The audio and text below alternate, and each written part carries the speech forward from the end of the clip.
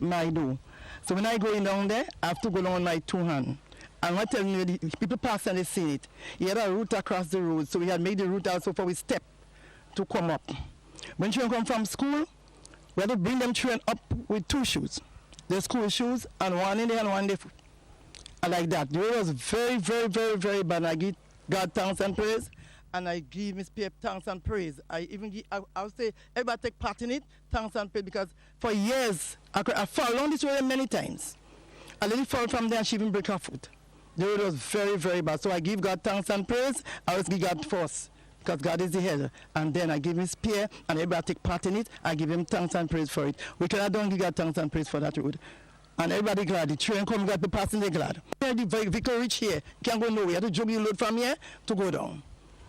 If you come with any grocery, from here to go down. We can't go down there. No vehicle can go down. But now look at the vehicle going down, and I give God thanks and praise for that.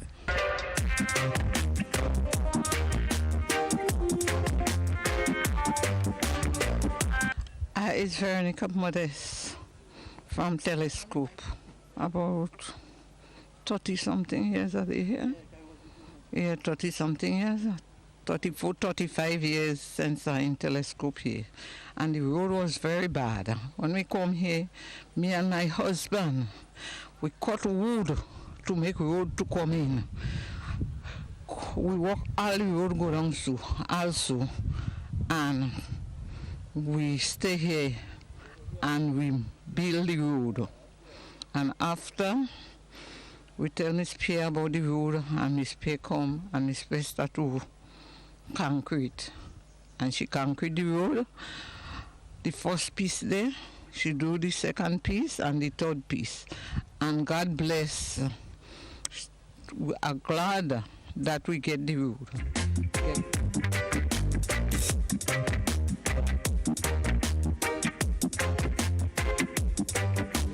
Basically, that project is a government project, and we're trying to, was a broken bridge before. They had blocked it out, so we're trying to make it motorable on stream again.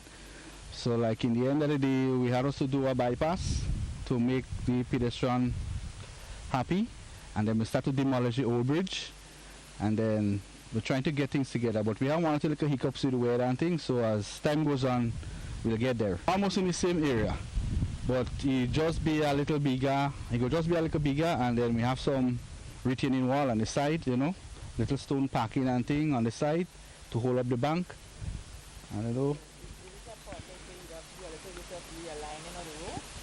Well, basically not the whole thing, but just the wall on the left-hand side, but just have a little, you know, yeah, adjustment. But everything basically will go back in the same area. And weather permit, you should complete by when? Well, they say in the next 3 to 4 months, so long as we get good weather, we could lick it up before that. Yeah. And yes, concrete structure. What was there before? Something of a stone? Yeah, well, that is a stone bridge, stone culvert. He didn't have no really steel and thing on that. It's just one or two little pieces that still on the top, but on the both side was just stone and concrete.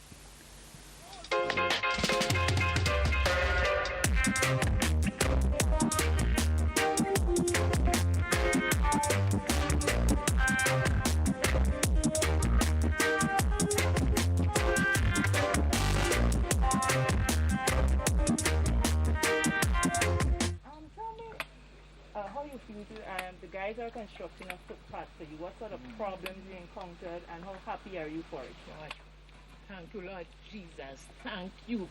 And thank the government of the day for coming and do such a gesture for me.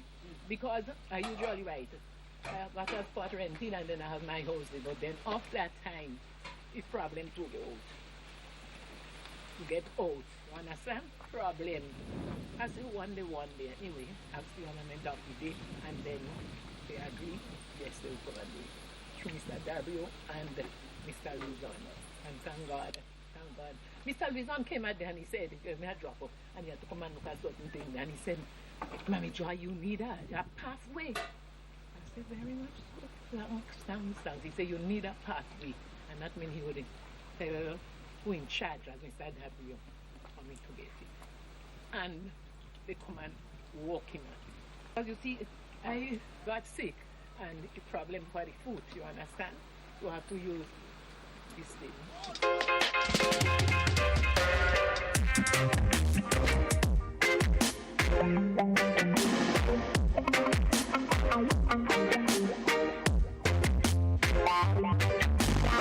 100-foot drain going down to the land that is agriculture, cocoa property, cocoa land, to prevent the water from washing away the cocoa down there. So we're putting it down. Is a steep hill, but at least we will get through.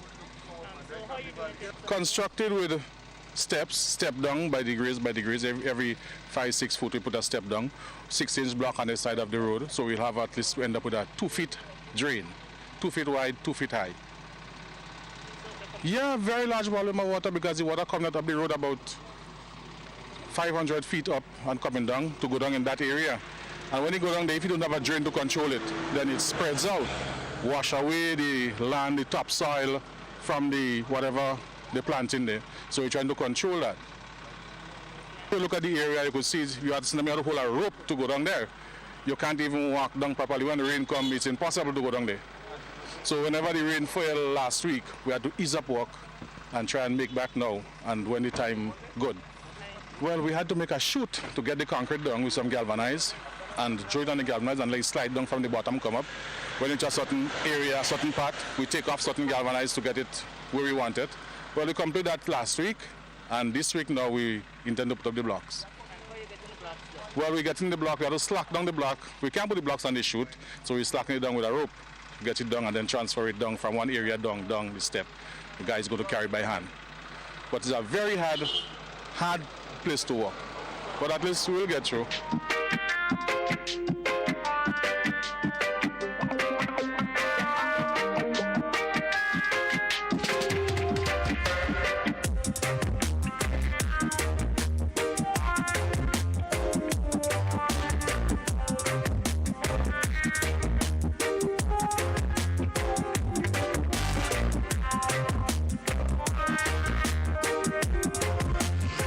Well, the scope of the work is 600 feet by 2 feet in width and 24 inches in height.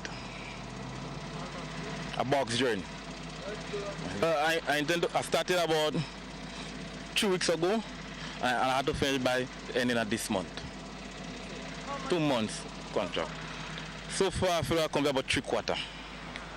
Yeah, just from how you can see from here to right to the end there, and I guess I'll put in all the block by this. Well, to be honest, I employ a lot of guys, but as the casting done now, and I wish I had us to Lego some.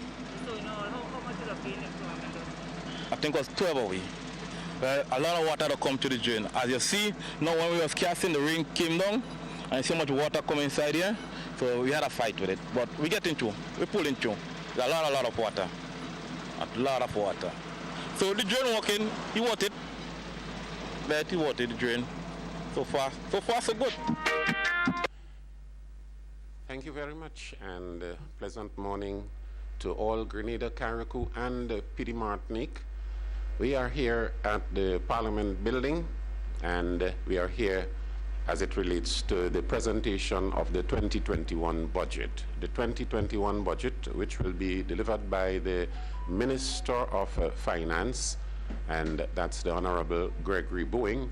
And shortly, we will get down at the Parliament chambers where the dignitaries, the members of Parliament, House of Representatives, and possibly the Senate will be there gathering for the presentation of the 2021 budget. The 2021 budget, the estimates of revenue and expenditure for projects, programs, and policies to give the, at least make it the constitutional, it's a constitutional responsibility that the government has every year. And that is delivered here today, December 2, at Parliament Building. The Honorable Gregory Boeing, he will be making his first budget presentation since his political tenure started, and this is because of the midterm cabinet reshuffle. He's been given that responsibility. So we are here at the Parliament building to bring you all that is going to take place within the chambers today, the House of Representatives. I'm alone here as it is. Shortly we'll be joined by Mr. Byron Campbell, but as it is now, we will just bring you some expectations of what is to take place in the budget. Normally the allocations, the financial allocations for the various ministries that will be spelled out here in the budget as it relates to the economic standing of the government, that also will be outlined. The budget this year comes under the theme towards Vision 2031, recovery, transformation and resilience. This is the theme for the budget, and you know the budget is coming now at a time when the entire world is facing economic problems, Grenada no exception, and we are getting a signal that the meeting is about to begin.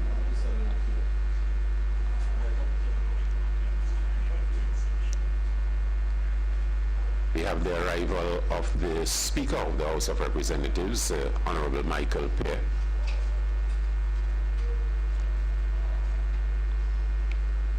Getting into the chamber.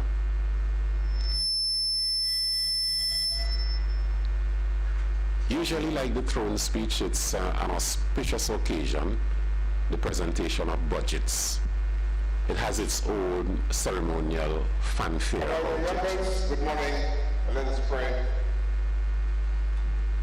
Guide, we beseech thee, Almighty God, members of this house, that they may wisely deliberate for the good of the country and for the glory of thy holy name. Pray join with me as we say together the Lord's Prayer. Our Father, who art in heaven, hallowed be thy name. Thy kingdom come, thy will be done on earth as it is in heaven. Give us this day our daily bread, and forgive us our trespasses, as we forgive those who trespass against us. And lead us not into temptation, but deliver us from evil.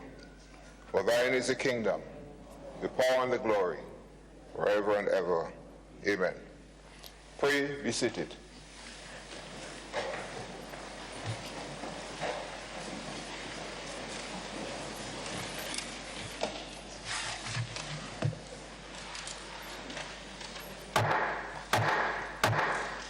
Honorable members, this House is now in session.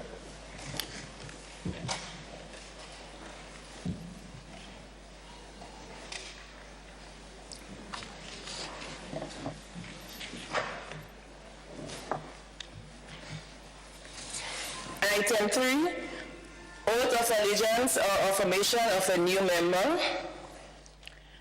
Item 4, confirmation of minutes. Leader of Government Business. Thank you, Mr. Speaker.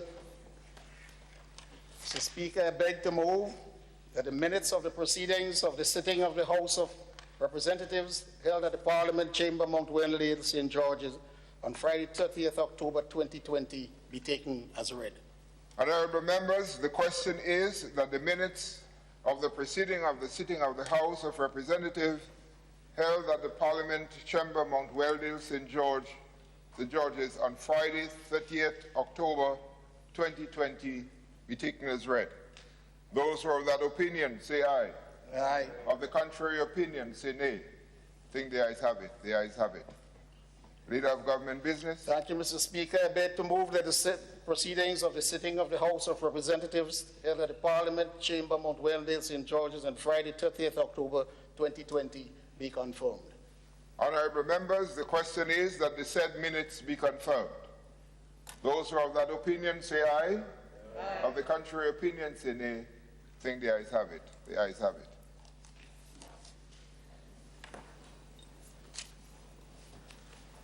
Item 5, messages from the Governor General. Item 6, Announcements by Mr. Speaker. Honorable members, it is with great anticipation that we participate in the third sitting of the fourth session of the 10th Parliament.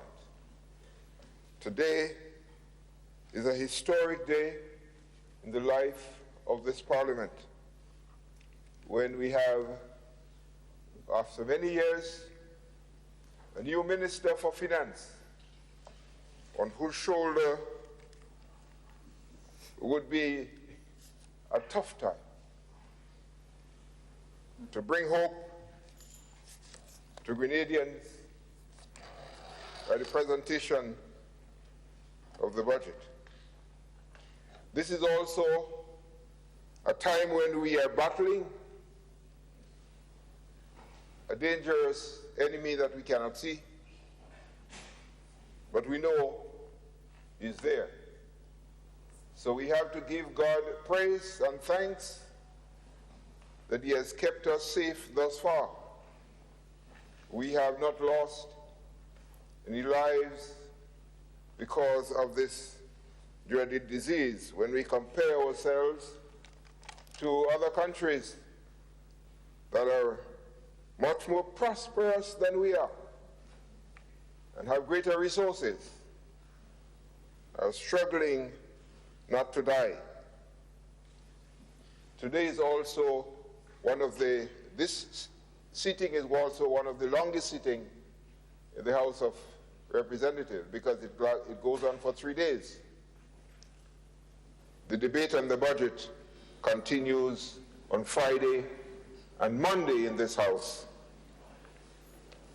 And we know that every member of this House would be anxious to make their presentations and to debate the budget. I must, however, advise that as you prepare, you get conversant with Standing Order 40, which would guide you according to time. So I'm saying this today so that in your preparation tomorrow for Friday and Saturday and Sunday for Monday, you would keep it as sharp as possible so that I don't have extra time to give.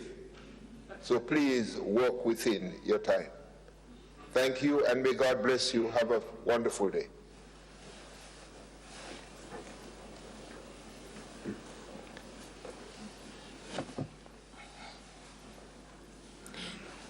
Item 7, presentation of petitions. Item 8, presentation of papers and reports from select committees. Leader of Government Business. Thank you, Mr. Speaker. Mr. Speaker, I beg to move that the following papers be laid on the table. 1, Office of the Ombudsman 2021 Budget and Plan. 2, Office of the Integrity Commission 2021 Budget. 3, minutes of the proceedings of a meeting of the Standing Committee on Finance held at the Houses of Parliament Conference Room on Wednesday, 18th November 2020. 4, Government of Grenada reports. Budget Framework Paper 2021. Medium-Term Debt Management Strategy 2021 to 2023. Fiscal Restatement November 2020. Medium-Term Fiscal Framework 2021 to 2023. 2020 Economic Review and Medium-Term Outlook. And 4, Mr. Speaker, Annual Debt Management Report 2019. And 6, Estimates of Revenue and Expenditure 2021. Honorable members, these papers and reports are so laid on the table.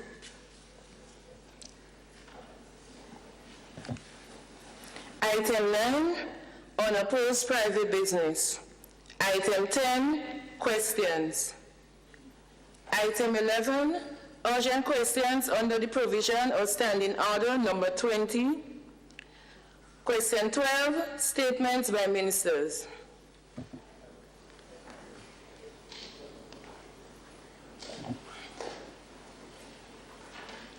Item 13, personal explanations. Item 14, motions. Leader of Government Business. Thank you, Mr. Speaker.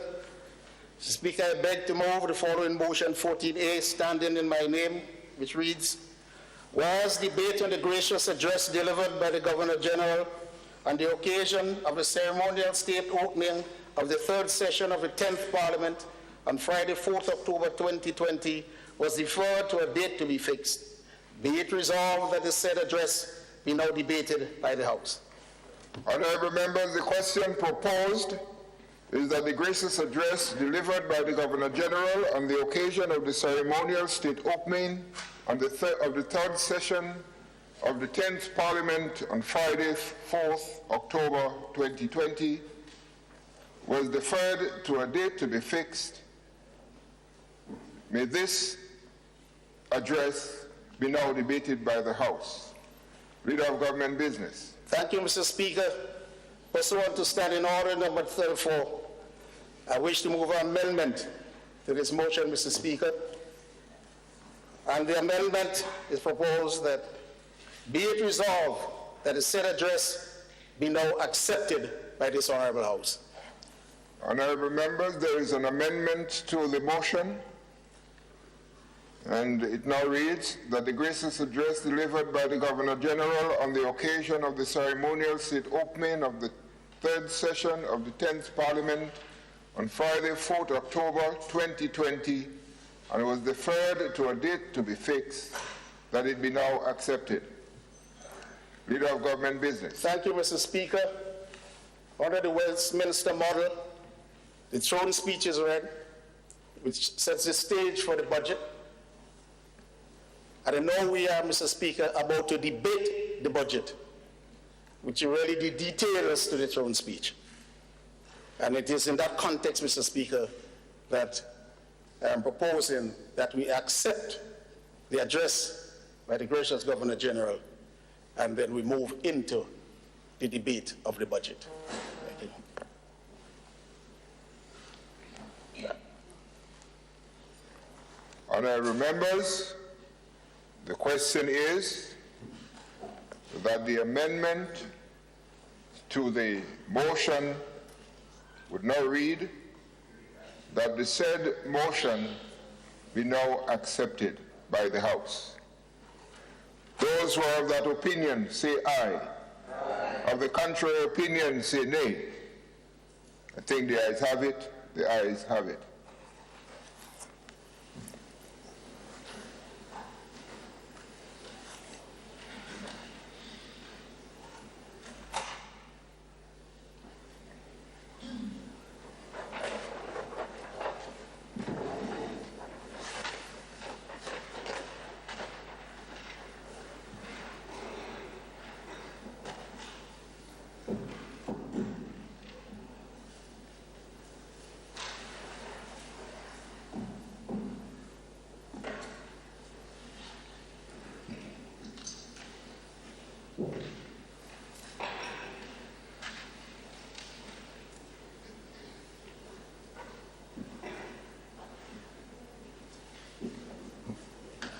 Leader of Government Business.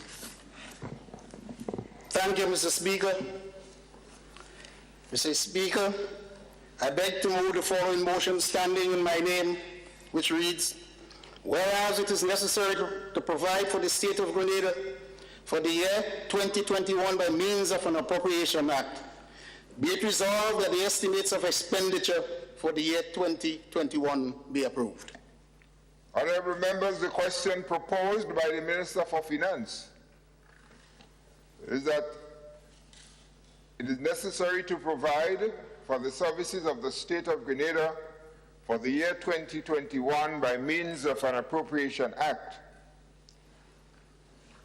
that the estimate of revenue and expenditure for the fiscal year January 1st to December 31st, 2021 be approved. Leader of Government Business. Thank you, Mr. Speaker. Mr. Speaker, as this is a money motion, I wish to signal to this Honorable House that I have the consent of the Governor General to proceed. Mr. Speaker, In compliance with the Fiscal Responsibility Act and the regulations under the Public Finance Management Act and the Public Debt Management Act, I wish to advise that the following reports are being submitted to this Honorable House. 1. The medium-term fiscal framework 2021 to 2023 in accordance with Section 9, subsection 2A of the regulations for the Public Finance Management Act, number 17 of 2015. 2. The Budget Framework Paper 2021 in accordance with Section 13 of the regulations of the Public Finance Management Act, number 17 of 2015. 3. The Medium-Term Debt Management Strategy 2021 to 2023 in accordance with Sections 5, subsection 1 to subsection 3 of the Public Debt Management Act, number 28 of 2015 as amended. The Fiscal Restatement in accordance with Section 12, subsection 1E of the Fiscal Responsibility Act, number 29 of 2015 as amended. The 2020 Economic Review and Medium-Term Outlook. And 6, the 2019 Annual Debt Report. Mr. Speaker, as a nation and as a people, we have once again demonstrated incredible resilience in the face of adversity. For this, Mr. Speaker, I am immensely grateful to the Almighty God for his continued mercies and guidance. Indeed, I am comforted by the words in the Holy Scriptures in the book of 2 Corinthians chapter 4, verse 8, and I quote, "We are hard pressed on every side, but not crushed, perplexed, but not in despair." End of quote. I'm also extremely grateful, Mr. Speaker, to all our citizens for the sacrifice and patriotism, especially our frontline workers, for putting country above self in the fight against this deadly coronavirus. It is through our collaborative efforts that we have successfully managed the pandemic thus far. I encourage us all to recognize our individual and collective responsibility as we continue to safeguard our beautiful country and all of its people. I also wish to thank our friends and partners outside of Grenada for the strong show of support in helping us to navigate this extremely challenging period. A comprehensive list of all our partner countries and organizations which supported us during this period is included in the published copy of this statement. Mr. Speaker, I am grateful to the Honorable Prime Minister for the confidence reposed in me to lead the Ministry of Finance in this difficult period. Permit me to also explore due to COVID-19. Our hearts and prayers are with you all. Mr. Speaker, the impact of the COVID-19 pandemic is unprecedented in scope and magnitude. As I address this Honorable House today, over 63 million people globally have contracted this deadly virus, and in excess of 1.4 million have sadly succumbed to its effect. The pandemic is expected to shrink global output by $8.5 trillion this year alone. And it has thrown tens of millions of people across the world into poverty and unemployment. Here at home, 41 cases have been recorded to date, and our economy is expected to experience its worst economic downturn on record. Mr. Speaker, this is the scope and magnitude of the challenge that we have been grappling with since March of this year.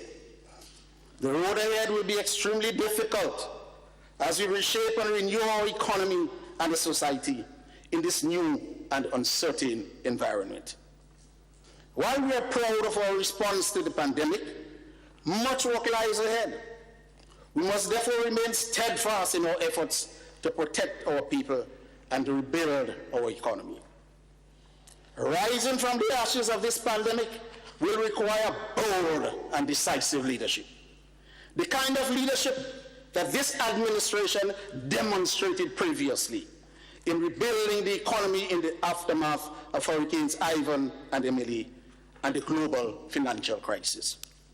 Mr. Speaker, I now turn to the economic and social context of the 2021 budget. Mr. Speaker, the 2021 budget has been prepared against a backdrop of extraordinary uncertainty facing the global community. The International Monetary Fund, the IMF, in its World Economic Outlook released on October 13th, noted that while the outlook for the global economy has improved slightly relative to its June 2020 forecast, the situation remains extremely grim. Closer to home, the Caribbean region has not fared better. Except for Guyana, the rest of the region will see economic declines ranging from 4% to 20% this year. The impact on the 8-member Eastern Caribbean Currency Union, ECCU, is particularly acute. Given the small size of our economies, heavy dependence on tourism, limited resources, and the inextricable link to the global economy. Mr. Speaker, more details on the performance of the global economy, CARICOM, and the ECCU can be found in the published copy of this statement. Economic performance. Mr. Speaker, Grenada's economy expanded at a brisk pace in the past 10 years. 7 years, Mr. Speaker, with economic growth averaging 4.4% in real terms over the period 2013 to 2019. However, data for the first half of 2020 indicated major declines in all sectors of the economy, particularly the tourism and private tertiary education sectors. As a result, an overall double-digit contraction of 12.2% is estimated for 2020, in contrast to the 3.2% positive growth projected at the start of the year. Fiscal performance. Mr. Speaker, Grenada's solid fiscal position weakened considerably in the first half of 2020 as revenues declined sharply and expenditure needs grew to cushion the economic blow dealt by COVID-19. The combined effect exerted a serious strain on government's finances. By year end, the following results are expected relative to the approved budget. Current revenues of $654.2 million compared to a target of $786.2 million, a shortfall of $132 million. Grant of $114 billion compared to a target of $218.6 million, a shortfall of $104 million. Taken together, currency revenues and grants underperformed by $236 million as a direct consequence of the pandemic.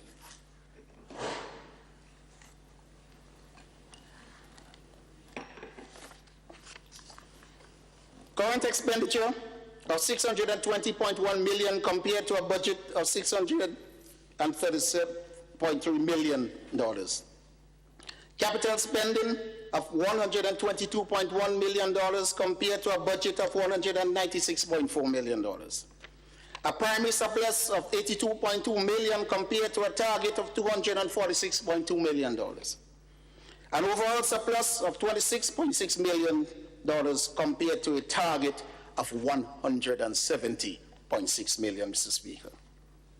The negative impact on government's fiscal position can be acutely seen when compared to the past 4 to 5 years.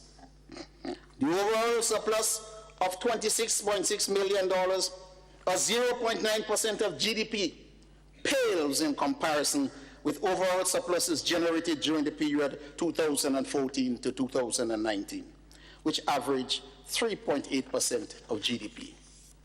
Also, Mr. Speaker, the estimated primary surplus of $82.2 million, or 2.9% of GDP, is significantly smaller than those recorded in the past 5 consecutive years, which averaged 5.3% of GDP. Public debt developments. Mr. Speaker, significant progress was made in reducing Grenada's debt vulnerabilities and in regaining international creditworthiness. Our public debt to GDP ratio fell from 108% in 2013 to under 60% at the end of last year. This is a significant achievement by any standard. The severe disruption in economic activity this year necessitated new borrowings of long-term concessional loans from multinational creditors to help address the socio-economic fallout from the COVID-19 pandemic. Accordingly, Mr. Speaker, and justifiably so, there will be a spike in our debt to GDP ratio by approximately 13% to an estimated 69% of GDP. Notwithstanding, our debt remains sustainable, and with the anticipated recovery in economic activity over the medium term, it is expected that our debt will revert to its firm downward trajectory. Once our economic recovery takes hold, Mr. Speaker, government will redouble its efforts towards achieving the debt targets under the Fiscal Responsibility Law, the FRL. Unemployment and social dislocation. Mr. Speaker, the downward trend in unemployment in the past 7 years, which saw a historic low of 15.1% in the fourth quarter of 2019, was reversed to 28.4% in the second quarter of 2020 because of the economic shock, with 14,000 jobs being lost. Preliminary data suggests, Mr. Speaker, that the unemployment rate is already declining, estimated to reach around 20% by year end, as many sectors, including construction, agriculture, and wholesale and retail, continue to normalize. Mr. Speaker, the fallout from the pandemic could have been far worse for Grenada had it not been for the proactive and comprehensive response by government, coupled with prudent fiscal management, which has generated surpluses over the last few years. Government has worked assiduously to mobilize concessionary financial resources to offset the significant shortfall in its revenues and grants. To date, government has mobilized $160.9 million in financial support and debt relief from its regional and international partners to help cushion the effect of the pandemic. Mr. Speaker, government will continue with these efforts to ensure that we improve our preparedness and resilience in this time of great uncertainty. Details on government's response, including the COVID-19 economic stimulus package, which benefited in excess of 6,000 individuals and 147 businesses, as well as early recovery indicators, can be found in the published version of this statement. Major achievements, 2020. Mr. Speaker, despite the major disruption caused by the pandemic, which threatened to make 2020 a lost year, we can boast of several major achievements. I wish to highlight some of the successes in health, education, agriculture, and youth empowerment. In health, the upgrading of existing health infrastructure. Several medical centers and health stations were refurbished, including in Woburn, Good Hope, Pedmotor, and Grand Anse. The upgrading of the nurses' hostel at Princess Royal in Karakou was also completed. Despite delays, the replacement of one of the elevators at the General Hospital was completed. The construction of new health infrastructure.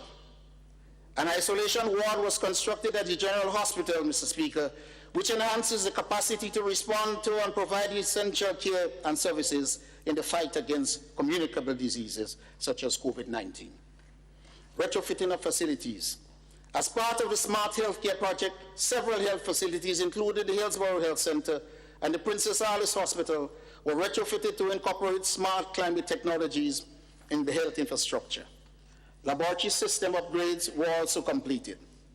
On the issue of sustainable health financing, work advanced on the National Health Insurance NHI project, including the completion of the draft legislation. Mr. Speaker, progress was also made in strengthening healthcare delivery and access to care, including through the procurement of equipment and essential supplies. Education. E-learning agenda. Mr. Speaker, significant progress was made in advancing government's e-learning agenda through the procurement of a learning management system and 24,200 e-learning devices for use by teachers and students. Capacity building. 77 teachers received financial assistance to facilitate long-term training and a degree completion. School infrastructure. Significant progress was made in upgrading school infrastructure through rehabilitation and maintenance.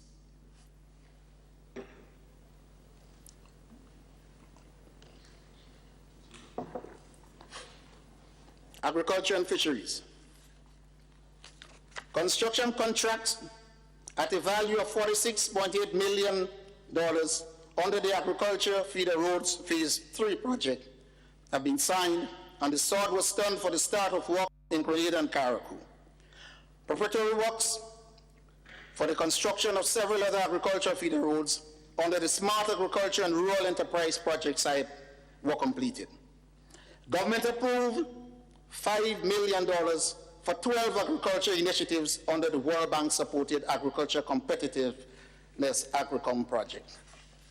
Financing was provided through the Grenada Development Bank, GDB, to the tune of $1.7 million to micro, small, and medium-sized enterprises, MSMEs, within the agriculture and fishery sector. Government increased farm labor support by over 330%, Mr. Speaker, which created over 1,000 temporary jobs and benefited 442 farmers. The Ministry of Agriculture submitted a $4 million Agriculture Youth Entrepreneurship Project proposal to the CARICOM Development Fund, CDF, which will support government's thrust to boost youth involvement in the sector. Preliminary feedback has been very promising. Government provided a grant of $1 million to the Grenada Cooperative Nutmeg Association to provide price support payments to nutmeg farmers. Youth empowerment. Over 2,000 young people benefited from on-the-job training and scholarship opportunities. Several youth programs were introduced at the parish and national levels, including the Youth Parliament and Youth Ambassadors. Training and entrepreneurial support provided under the Empower 2 project to 360 young men to help start their businesses or find gainful employment. Rebranded, strengthened, and expanded the small business unit within the Grenada Youth Enterprise Initiative to Youth Biz to provide microfinancing opportunities to young Grenadians. These are only a few of our many achievements under difficult circumstances, Mr. Speaker. While we are indeed proud of the achievements this year, we are mindful of the challenging journey ahead. I will now turn to the theme and strategic focus for the 2021 budget. Mr. Speaker, our National Sustainable Development Plan, NSDP, for 2020 to 2035, which was laid before this Honorable House in November 2019, articulates the following shared vision. Grenada, a resilient and prosperous nation with a conscious and caring citizenry, promoting human dignity and realizing its full potential through sustainable economic, social, and environmental progress for all. The impact of COVID-19 has underscored the importance of steadfastly pursuing this shared vision for our people.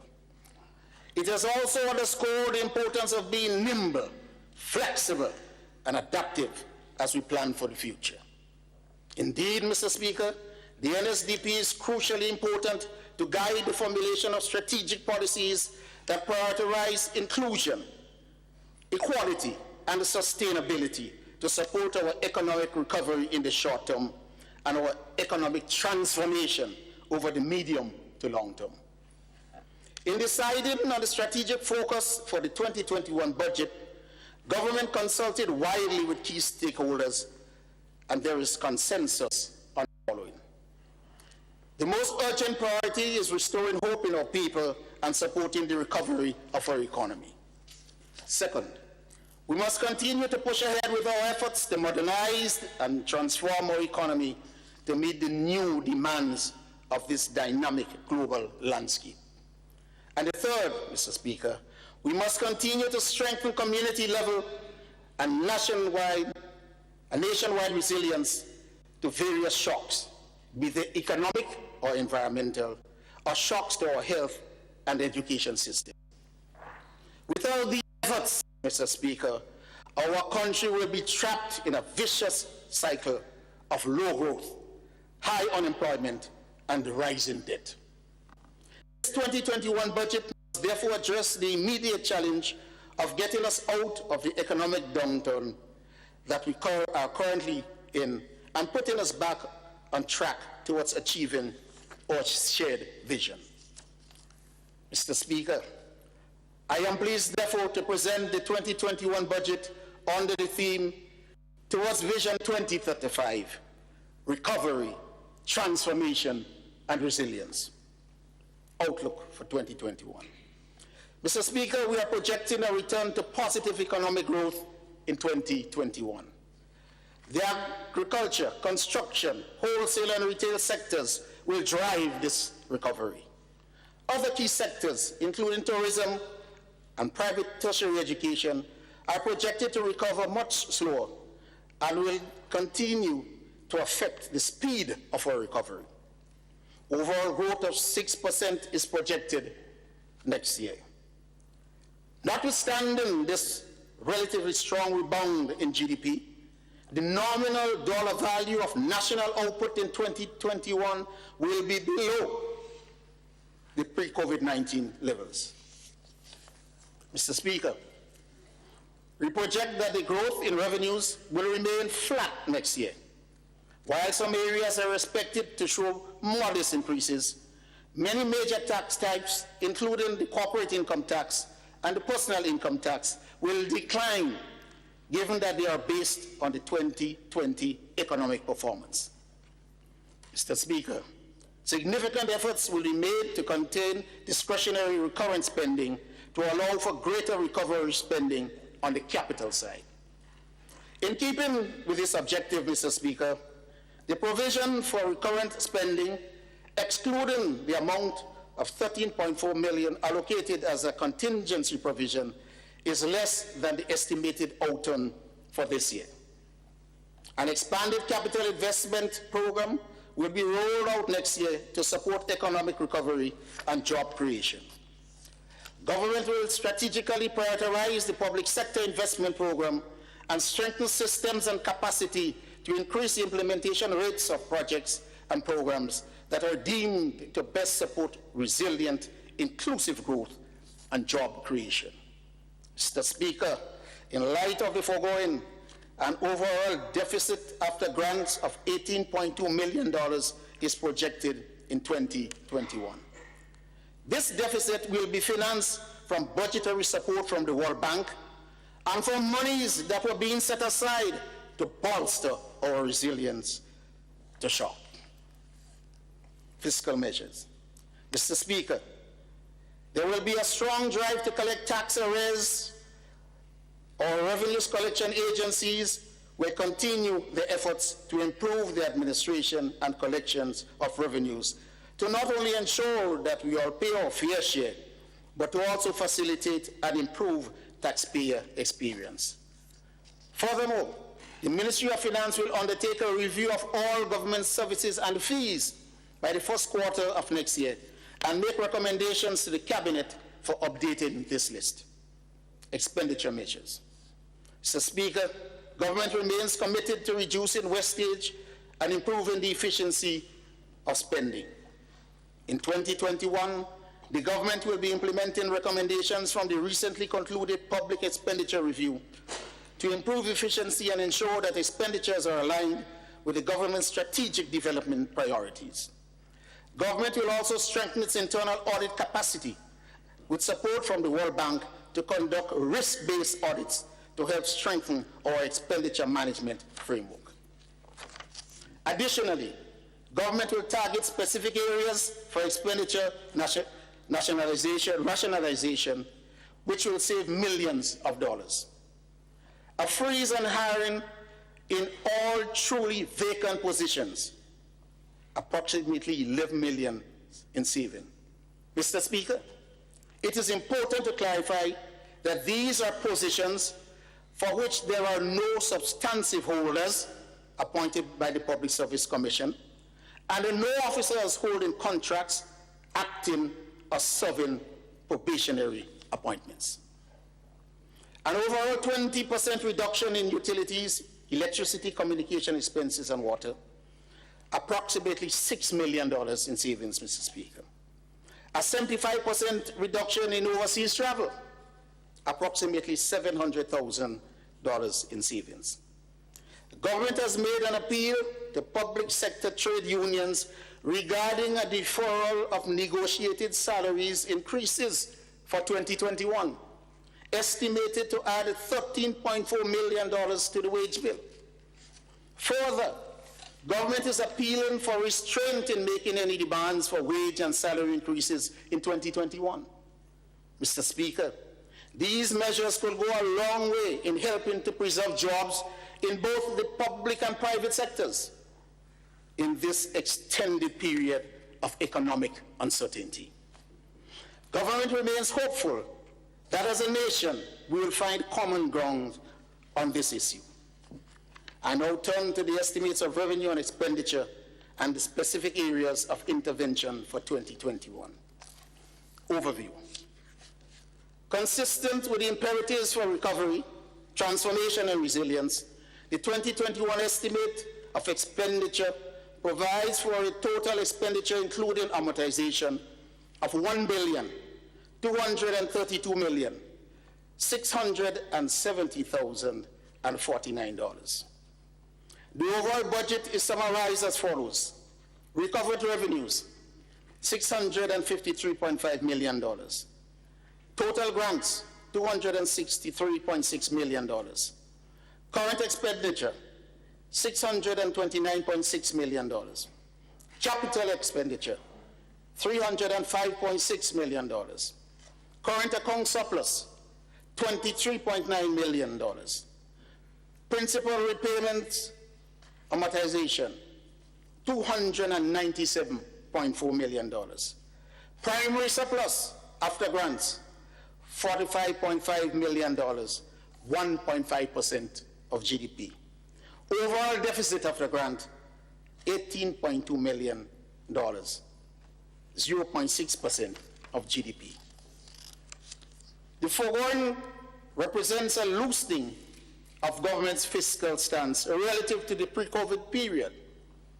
This expansionary fiscal policy is needed at this time to stimulate aggregate demand, support the speedy recovery of the economy, and enable job creation. To facilitate this, we have again invoked the escape clause under the Fiscal Responsibility Law. Mr. Speaker, once the recovery takes hold, the government will return to the rules and targets under the FRA. We anticipate that this will happen in 2022. Allocations. Outside of statutory obligations, including public debt and pensions, the 10 largest allocations by votes are: 1. The Ministry of Infrastructure, Development, Transport and Implementation, $133.7 million, or 10.8% of total expenditure. 2. Ministry of Education, Human Resource Development, Religious Affairs and Information, $124 million, 10.1% of total expenditure. 3. The Ministry of Finance, Economic and Physical Development, Public Utilities and Energy, $119.9 million, 9.7% of total expenditure. 4.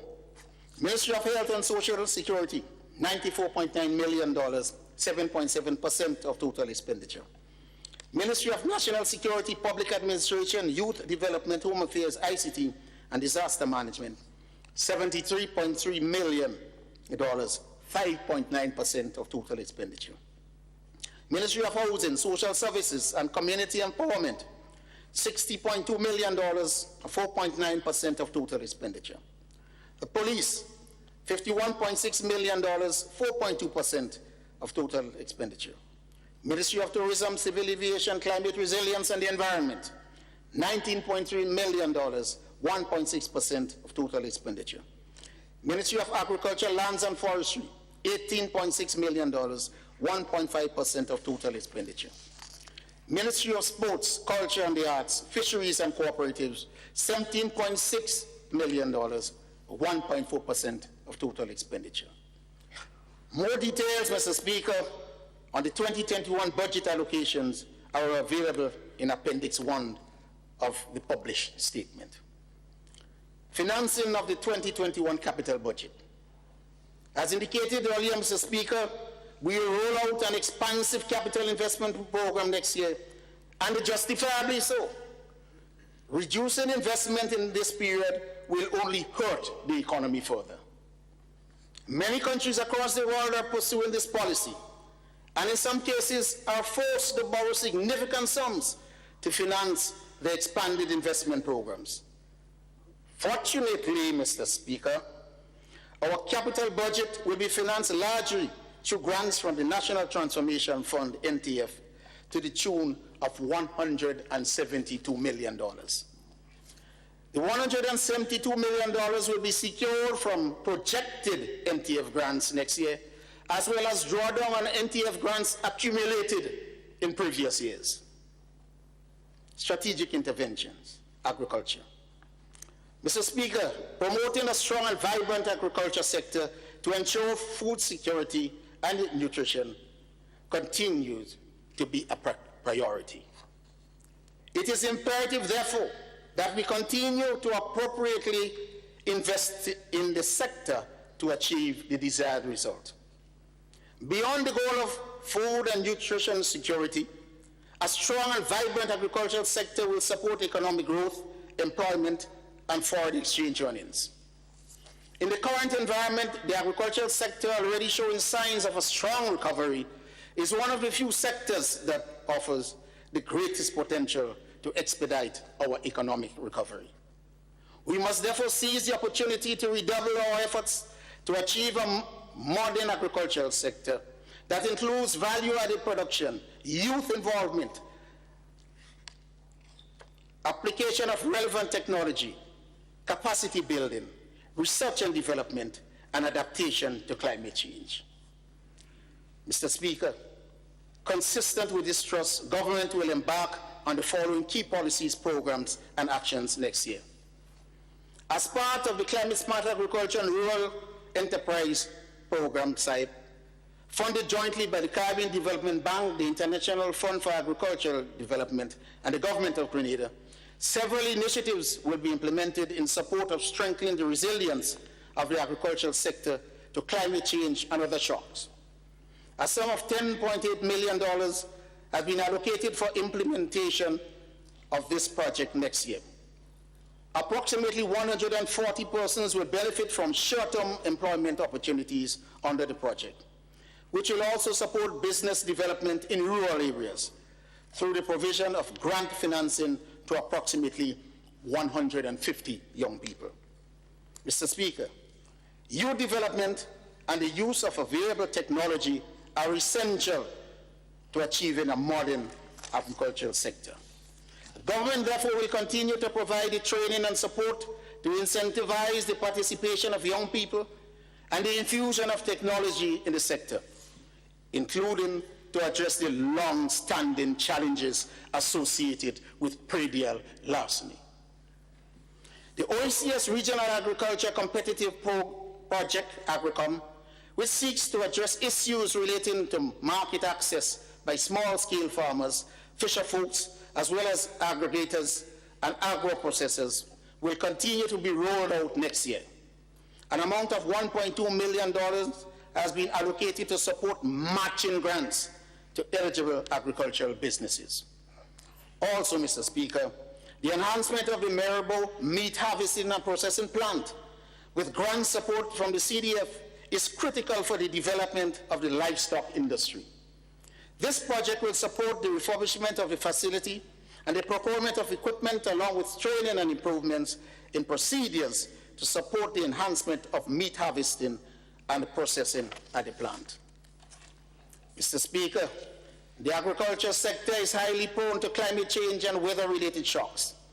Government will therefore continue to participate in the Caribbean Oceans Asset Sustainability Facility, COAST, and the Caribbean Catastrophic Risk Insurance Facility, CCRIF, to help protect the livelihoods of our farmers, fisher folks, and agro-processors. Additionally, government is committed to engaging in public consultation on the subject of cannabis. Research will be undertaken to determine the feasibility of the industry and develop proposals for the way forward. The investigations will be thorough and science-driven. An amount of $10,000 has been allocated to commence stakeholder consultations. Mr. Speaker, while the allocation directly under the Ministry of Agriculture, Lands and Forestry for this year is $18.6 million, the overall allocation of this sector is significantly larger. Several projects, including the agriculture feeder roads and the side project, are allocated under various other ministries. When combined, agriculture's share of total spending in the 2021 budget will exceed $40 million. Infrastructure development.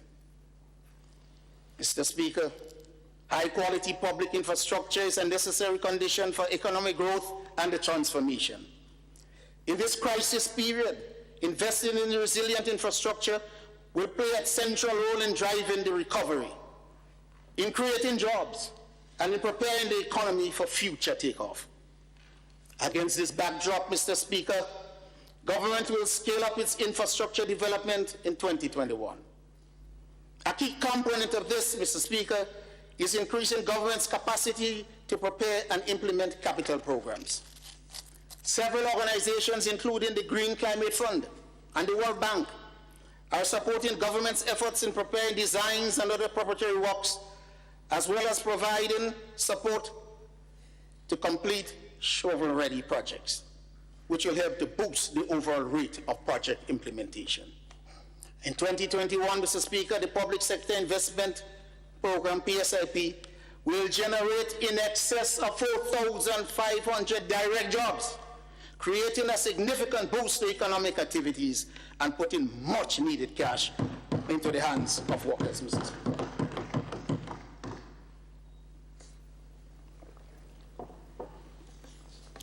Some of the major infrastructure projects for 2021 will include the Grenada Climate Resilience Water Sector Project, GCRUISE. This EC $125 million project, which is jointly funded by the Green Climate Fund, the German government, and the government of Grenada, was officially launched in February this year. The major infrastructure development under this project include improvement in the water supply at Maribo, Les Avocats, Pithietang, Vendôme, Victoria, and the St. Patrick. The water supply in Gove and Caracou will be expanded. The procurement of key experts, development of operations, policies, and procedures, and personal training are ongoing. Construction components of this critical project will commence next year and will generate at least 50 jobs. Enhanced Direct Access EDA project. This is a regional project financed through a grant of $54 million from the Green Climate Fund, GCF. The objective of this project is to make accessible grant resources for climate change resilient investments to the public sector, NGOs, and civil society organizations and the communities. Implementation of this project commenced in 2020 with the recruitment of a local project coordinator and technical officers. A sum of $3.2 million has been allocated for the rollout of this project in 2021. The Morris Bishop International Airport MBIE upgrade. Mr. Speaker, the Executive Bank of the People's Republic of China has approved a concessional loan for the upgrade of the Morris Bishop International Airport. Construction costs estimated at $165 million will include rehabilitation of the runway and bypass road, an upgrade of the passenger terminal to enhance disaster response capabilities. The project was officially launched in October and construction activities will commence in 2021 and will generate close to 200 local construction jobs. Additionally, Mr. Speaker, on November 11th, the World Bank approved funding under the Caribbean Regional Air Transport Connectivity Project, CATCOP, in the amount of US $17 million for additional safety and resilient works on the MBIA to be undertaken concurrently with the Chinese-funded project. CATCOP will provide a new cargo facility, runway and safety end zones areas, capacity building, and advanced safety and landing instrumentation. The Grenville Commercial Complex. This project will be a major undertaking by government in the town of Grenville. While the main aim of the project is to house our district revenue office and the public library, the project will also facilitate the rental of commercial space to support the growth and expansion of the private sector in the parish of St. Andrew and surrounding areas. The preparatory work for the project is well advanced, and construction will commence early in 2021. An amount of $8 million is allocated for spending next year, and an estimated 60 construction jobs will be provided. St. John's River Flood Control Project. The construction of this crucially important project is scheduled to commence in February next year, generating in excess of 100 jobs. The consultant for the project has been engaged and design works are ongoing. Amount of $10 million has been allocated in the 2021 budget. St. Patrick Road Rehabilitation and Upgrading Project. Mr. Speaker, this project is funded through a loan of 27 million EC dollars from the OPEC Fund for International Development, OFID. The scope of works entails the construction of 16 kilometers of roads, including all bridges, drainage, and ancillary works from Duquesne to Cités and from Pointsfield to Monfendo. Construction works are ongoing. The project is expected to generate up to 150 construction jobs over the next 2 years. The sum of 15 million jobs is allocated for the continuation of this project in 2021.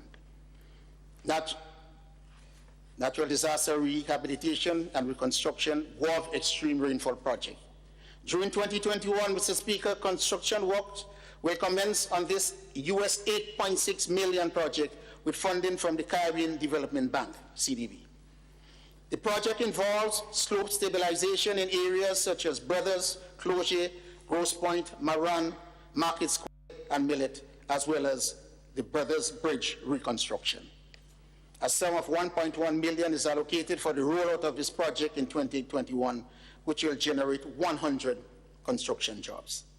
The Basic Needs Trust Fund, the BNTF 9 cycle.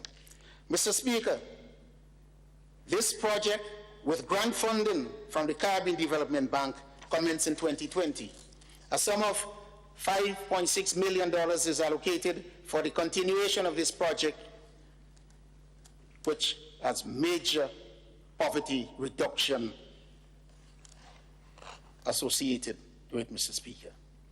And approximately 20 jobs will be generated from construction activities under this project.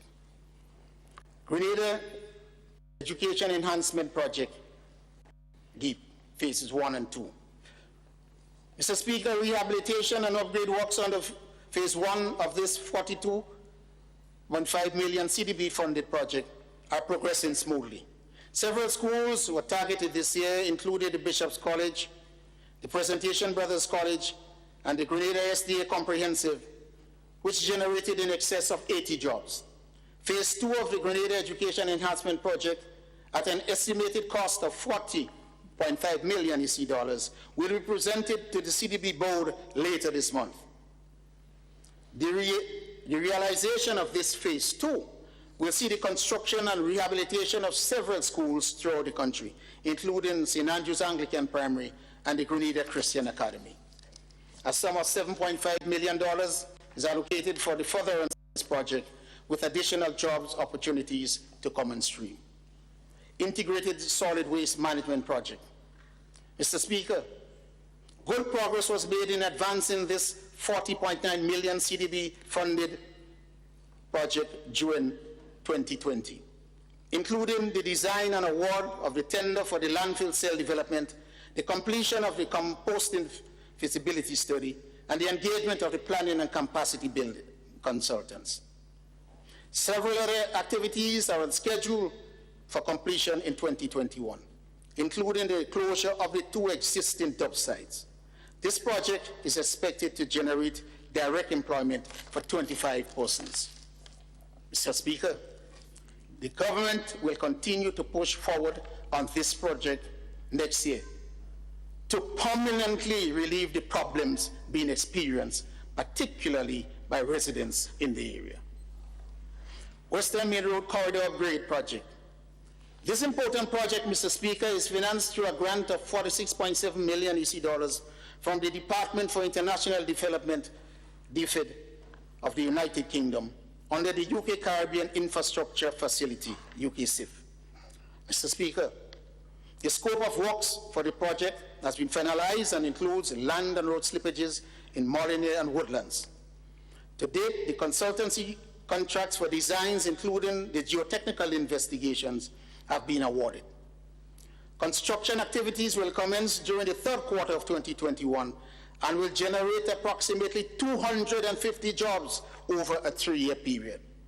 A sum of $15 million has been allocated for the rollout of this project next year.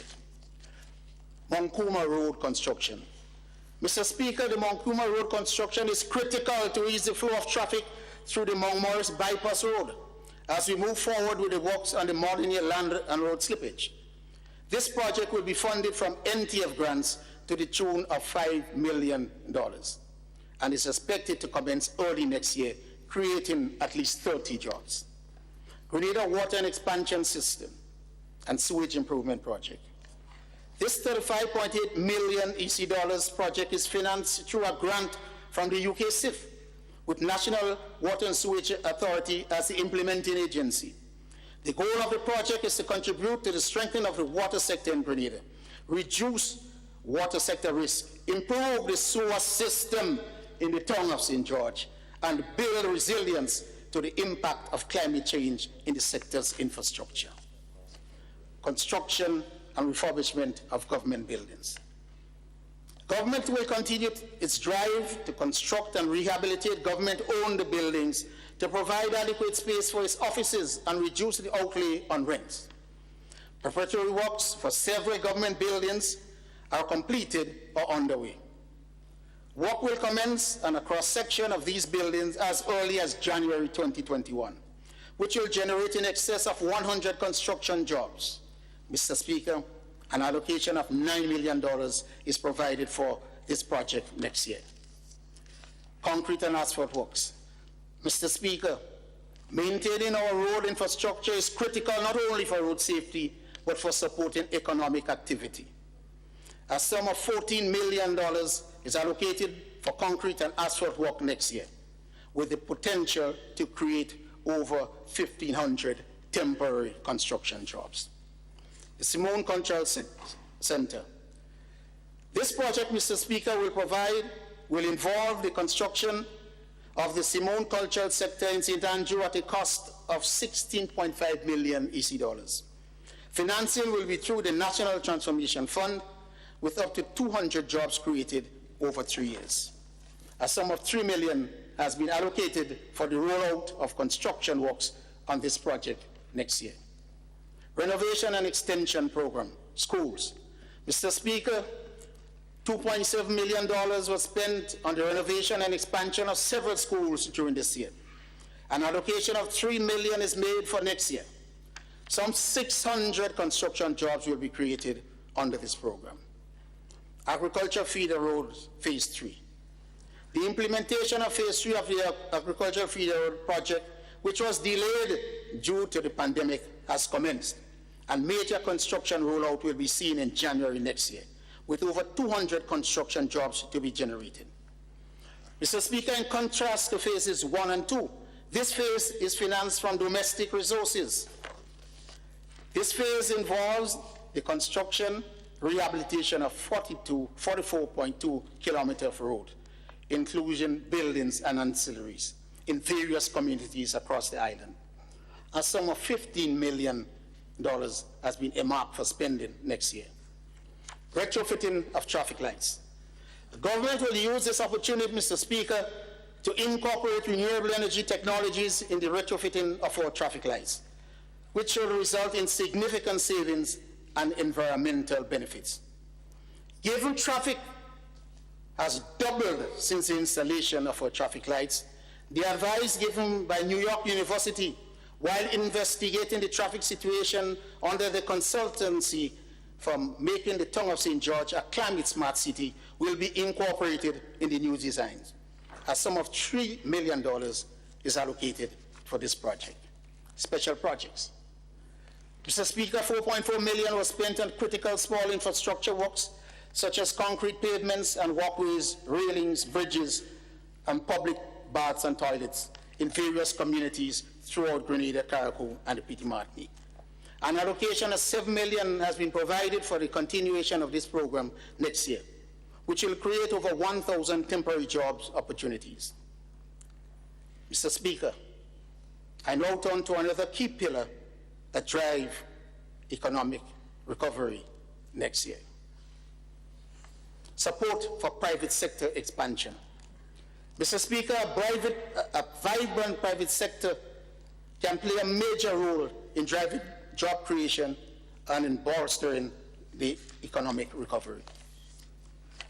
In our interactions with stakeholders, several areas for support were flagged, including access to credit,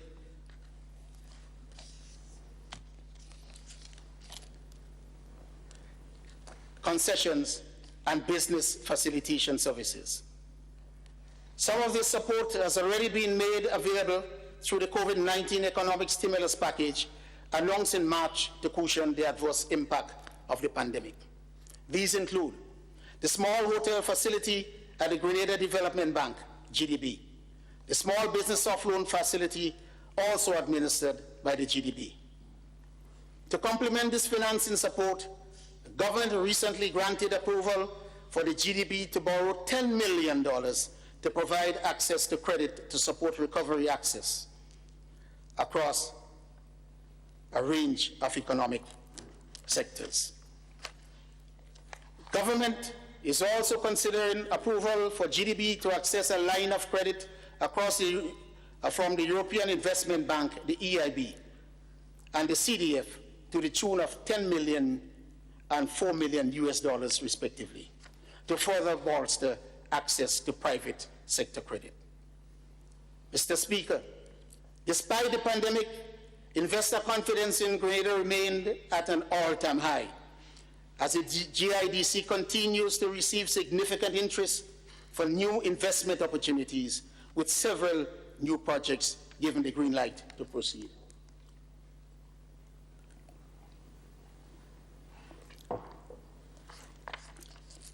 As of November 2020, 41 applications for investment incentives were received across various sectors, including tourism, manufacturing, and services. The proposed investments in these new projects will exceed $6 billion, with the potential to generate over 5,000 jobs. Mr. Speaker, government will continue to support our farmers, fisher folks, and agro-processors to access markets both locally and internationally. In this context, government will work with the Marketing and National Importing Board to improve its governance and financial performance, enabling it to better serve farmers.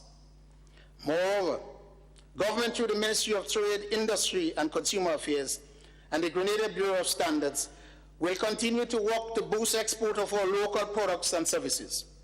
The upgrading of the Grenada Bureau of Standards laboratory facilities with $2 million in grant funding from the CDF is key in this regard. Major private sector investments. I wish to highlight some of the major projects facilitated by the government during 2020 as well as projects in the pipeline by the private sector. Projects commencing operations in 2020. Tourism facilities. The SD Grenada Limited, Royalton. This $300 million project, Mr. Speaker, involving the refurbishment and expansion of the Grenadian by Rex resorts commenced operation in March of 2020. However, due to the pandemic, the hotel closed its doors in the same month and is now scheduled to be reopened in January 2021, creating 300 direct jobs. The Point at Petit Calvini Resort. Mr. Speaker, phase 1 of this luxurious boutique resort commenced operations in January 2020, adding a total of 32 luxury rooms to Grenada's current room stock. Despite the challenges of the pandemic, the facility is still open and employs 11 persons. Phase 2, which includes 65 hotel rooms and 15 villas, is scheduled to commence in early 2021. This phase of the project is estimated at $175 million and is anticipated to create construction jobs for up to 150 individuals. Estimated employment during operation is 65 persons. Siesta Hotel expansion. This project, located at Montrouge, has added 20 rooms to the tourist accommodation sector and created construction employment for over 40 workers. It is expected to create employment for 7 persons once operation commences next year. Student accommodation, ward of apartments. This project, Mr. Speaker, involves the construction of 120 apartments for student accommodation at True Blue St. George. Total investment to date is $32 million. Employment was created for 110 persons during construction, and permanent employment is proposed for 7 persons. The project is expected to become operational once the St. George University, SU, resumes face-to-face classes. Renegade Rum Distillery Limited. This project commenced operations in September 2020. Total investment in the project was over $100 million. Renegade Rum Group currently employs 150 persons, 25 within the distillery and 125 in the Kinko side of the business. Projects currently under construction. Range development. This EC $300 million tourism development commenced construction in October 2020 and will create construction employment for up to 350 persons and permanent employment for about 150 Grenadians when completed. This project is scheduled to commence operations in the first quarter of 2023. Kawana Bay. Work is currently underway on the 4th and final building of this project, which is scheduled for completion in 2021. Investment to date is over $150 million, with up to 240 construction jobs created.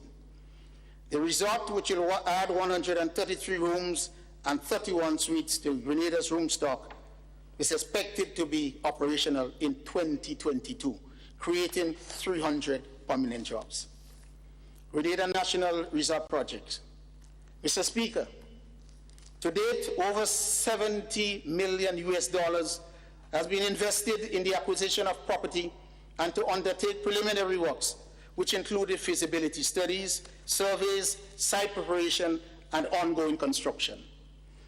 The construction of this facility is expected to create employment for over 500 Grenadians within the parish of St. Patrick, of which 135 are currently employed. Once operational, up to 800 permanent jobs will be created. Mount Hartwell Resort Group Limited. This US $2 billion project commenced construction of its showroom in August of 2020, creating 50 construction jobs. This showroom will be constructed as a mini resort to feature 17 suites, a restaurant, business center, and offices for staff. It is expected to be completed in June 2021. Construction employment is expected to increase significantly with the start of construction of the main resort and University Town in January 2021. This phase is expected to be completed in June 2024 and will provide at least 500 job opportunities. Luke's modern residential living. Construction works on this $9.7 million EC project located in Lansepine are currently ongoing, with over 20 persons employed. The facility is expected to become operational by March 2021 and will create permanent employment for at least 7 persons. VK Holdings, Inc. This project, Mr. Speaker, involves the establishment of a small luxury, eco-friendly tourism accommodation facility located at Quarantine Point. Phase 1 of the project, which is estimated at $5.5 million EC dollars, is 75% completed. Some 23 persons are employed in the construction of this facility. It is expected to be operational in August 2021, creating employment for about 15 persons. Solamente Villas, Phase 2. This $10 million EC dollars expansion project will add 10 rooms to an existing 10-bedroom luxury boutique villa resort and retreat center at Lansepine. Construction employment has been created for 22 persons, and permanent employment is proposed for 5 to 7 persons once operation commences next year. Kanani Investments Limited. Mr. Speaker, construction activities on this $3.8 million EC dollars project are ongoing, with 45 construction jobs created. Permanent employment will be created for 5 persons upon commencement of operation in 2021. Virgin Beach Development Limited. This $40 million EC dollars project involves construction of 146 apartments for student housing at Trubul. Over $35 million EC dollars has been invested in the project to date, with over 150 construction workers employed. This project is expected to become operational once St. George's University resumes face-to-face classes. The senior apartments.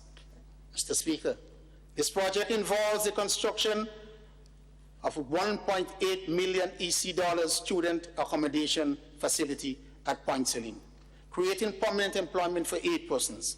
40 construction jobs have been created. Gavson's Investments, Grenada, Inc. Construction on this $6.5 million EC dollars project involving construction of 36 apartments for student housing at Lansepine is ongoing, with over 35 persons employed. Crystal Sand Apartments.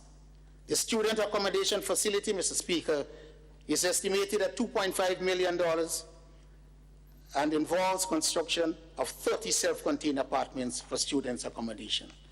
Construction employment is proposed for 20 to 35 persons, with 6 persons employed once operation commences in December of 2021. Lavo Housing Limited.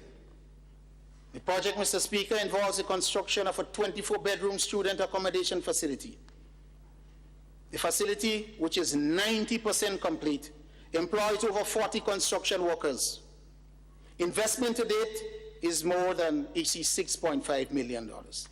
The facility is expected to be operational in March 2021, creating employment for an average of 5 persons. Agribusiness.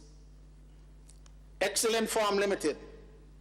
Construction of this $3.8 million poultry operation in St. Patrick is ongoing and will create permanent employment for over 20 persons once operational next year.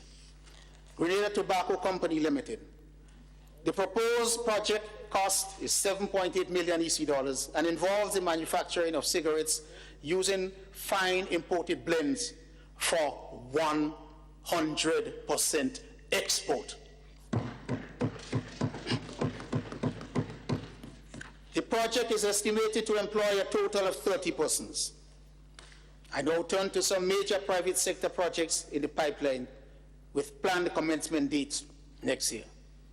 The Beach House. Mr. Speaker, construction of this $54 million EC dollars project will commence in the first quarter of next year, creating 100 construction jobs. The commencement of operation is scheduled for the third quarter of 2023, which will provide permanent employment for 75 persons. Silver Sand Legacy at Mount Cinnamon. The proposed construction start date for this $216 million EC dollars project is the fourth quarter of next year, with the commencement of operations likely in the second quarter of 2024. The project will generate up to 300 construction jobs and employ at least 250 persons during operations. Grenada Chick Inn Farm Limited.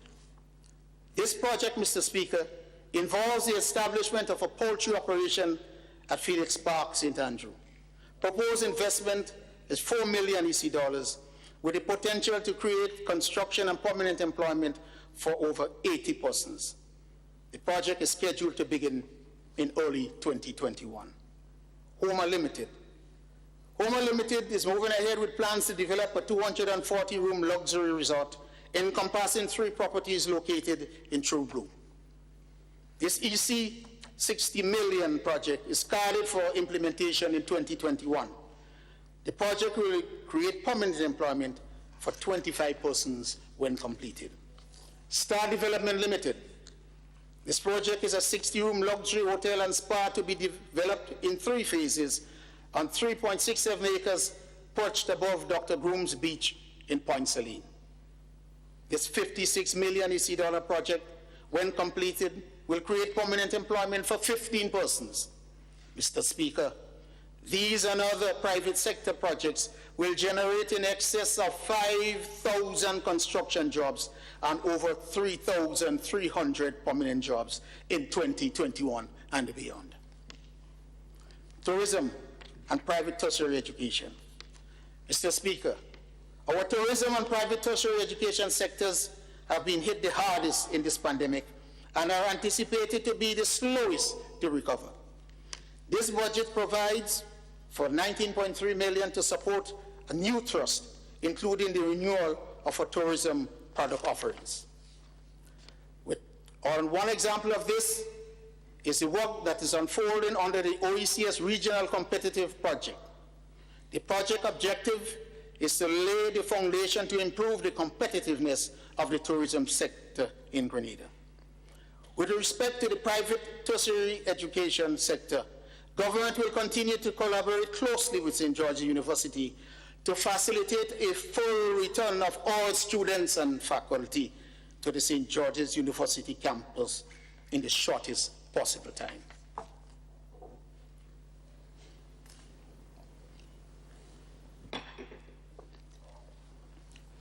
Mr. Speaker, transformation.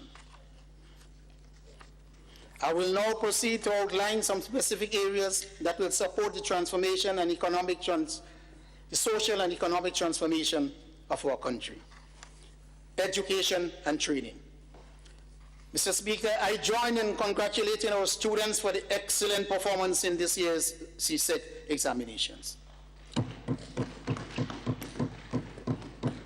This is a clear demonstration of the commitment and dedication of our educators and the parents, the strength and tenacity of our students, and the resilience of our education system. In 2021, the Ministry of Education will continue to build on these pillars. Some of the key initiatives for next year include the e-book program, $6 million, the e-testing program at a cost of $0.2 million, school infrastructure programs, GIP phases 1 and 2, EC 7.5 million allocation, National Skills Development Program, 0.7 million, and the STAR program, 0.5 million, Mr. Speaker. Government will continue to support the education of our teachers and students through various scholarships at local, regional, and international universities. We have allocated $124 million to help drive the transformation agenda in the education sector. Health. Mr. Speaker, government reiterates its commitment to prioritize the health of the Grenadian people. The recent appointment of a second minister in the Ministry of Health with responsibility for hospital services and community health services sends a strong signal about the seriousness of government's commitment. A key project in this regard is the World Bank-supported OECS Regional Health Project, aimed at improving the preparedness of our health sector to respond to public health emergencies. This project will strengthen health infrastructure, surveillance, laboratory systems, and health emergency operations. Government will continue its efforts, Mr. Speaker, to ensure adequate dialysis services for our dialysis patients. Only recently, Cabinet approved the purchase of critical surgical and medical equipment and supplies to support the administration of dialysis. The refurbishment of Carlton Home to provide support to our citizens who are facing challenges with substance abuse cannot wait any longer, Mr. Speaker. The government applauds the Grenada Cooperative Bank Limited for recognizing the importance of this facility and for their stellar efforts in raising resources towards its reconstruction. Government has provided a sum of $1 million to commence rehabilitation of the Carlton House next year. Work will continue on developing an appropriate framework for a sustainable national health insurance NHI program. We have allocated $94.9 million in this year's budget towards improving healthcare delivery. Youth development. In 2021, Mr. Speaker, the youth budget will see a 43% increase over the 2020 figure to $40.4 million, of which $17.9 million, Mr. Speaker, is allocated for the important new Imani program. Mr. Speaker, a significant change to the budget for youth development this year is the inclusion of a transitioning strategy program, which will complement the new Imani program. This program seeks to address the fundamental challenge associated with transitioning from the Imani program into sustainable jobs. Under the program, service providers will be engaged to provide services to the government and to the private sector, and they will in turn provide sustainable jobs to our young people. Several initiatives have already been rolled out, including a youth sewing cooperative that will be involved in the sewing of school uniforms and other clothing products, and a furniture making cooperative. Mr. Speaker, a budget of $7 million has been allocated to facilitate the rollout of this program next year. The Empower program, Mr. Speaker, continues to touch the lives of our young men at risk.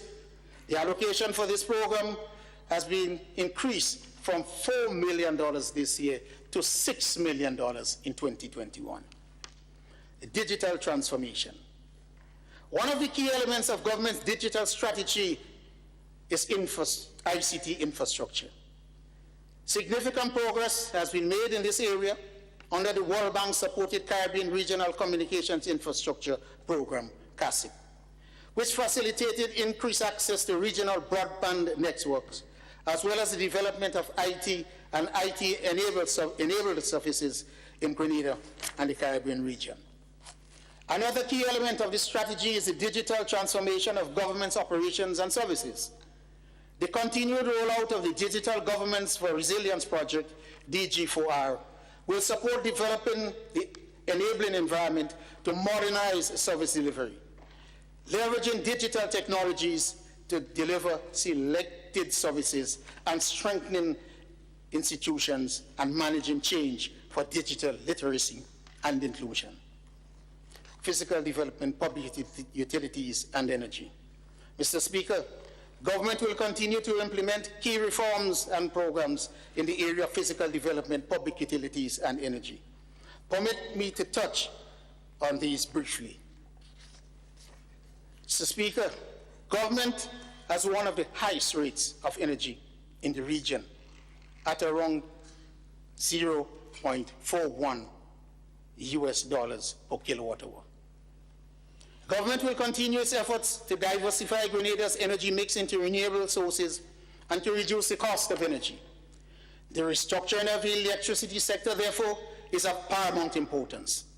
Significant progress has been made in this regard with the passage of the new Electricity Supply Act and attendant regulations. The Public Utilities Regulatory Commission, PURC, is now fully constituted and functional.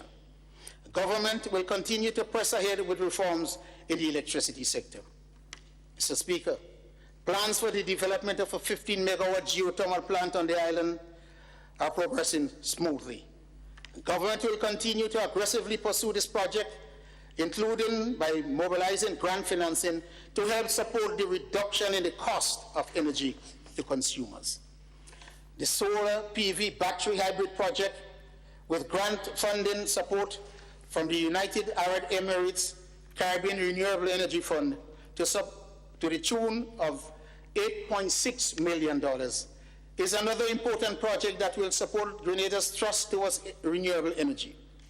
This project would facilitate the design, construction, and installation of a solar PV battery hybrid plant in Limley, Carriacou.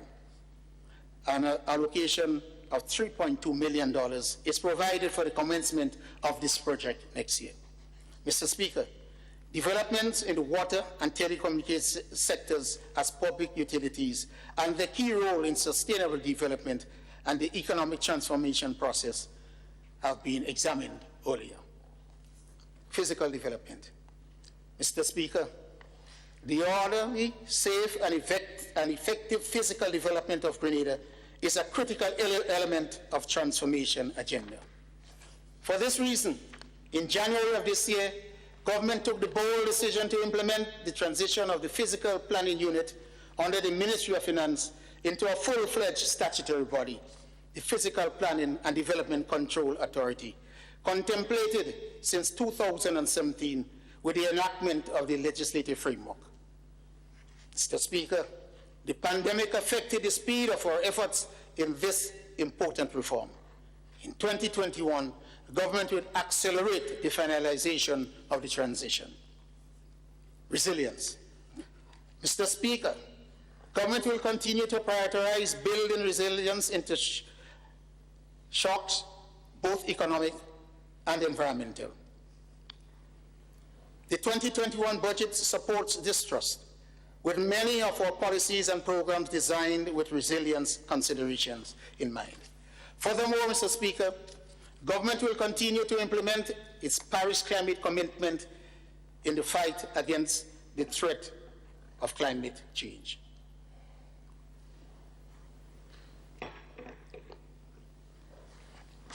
Grenada's commitment through its revised nationally determined contribution of reducing its emission by 40% of its pre-2010 level by the year 2030 will be pursued vigorously.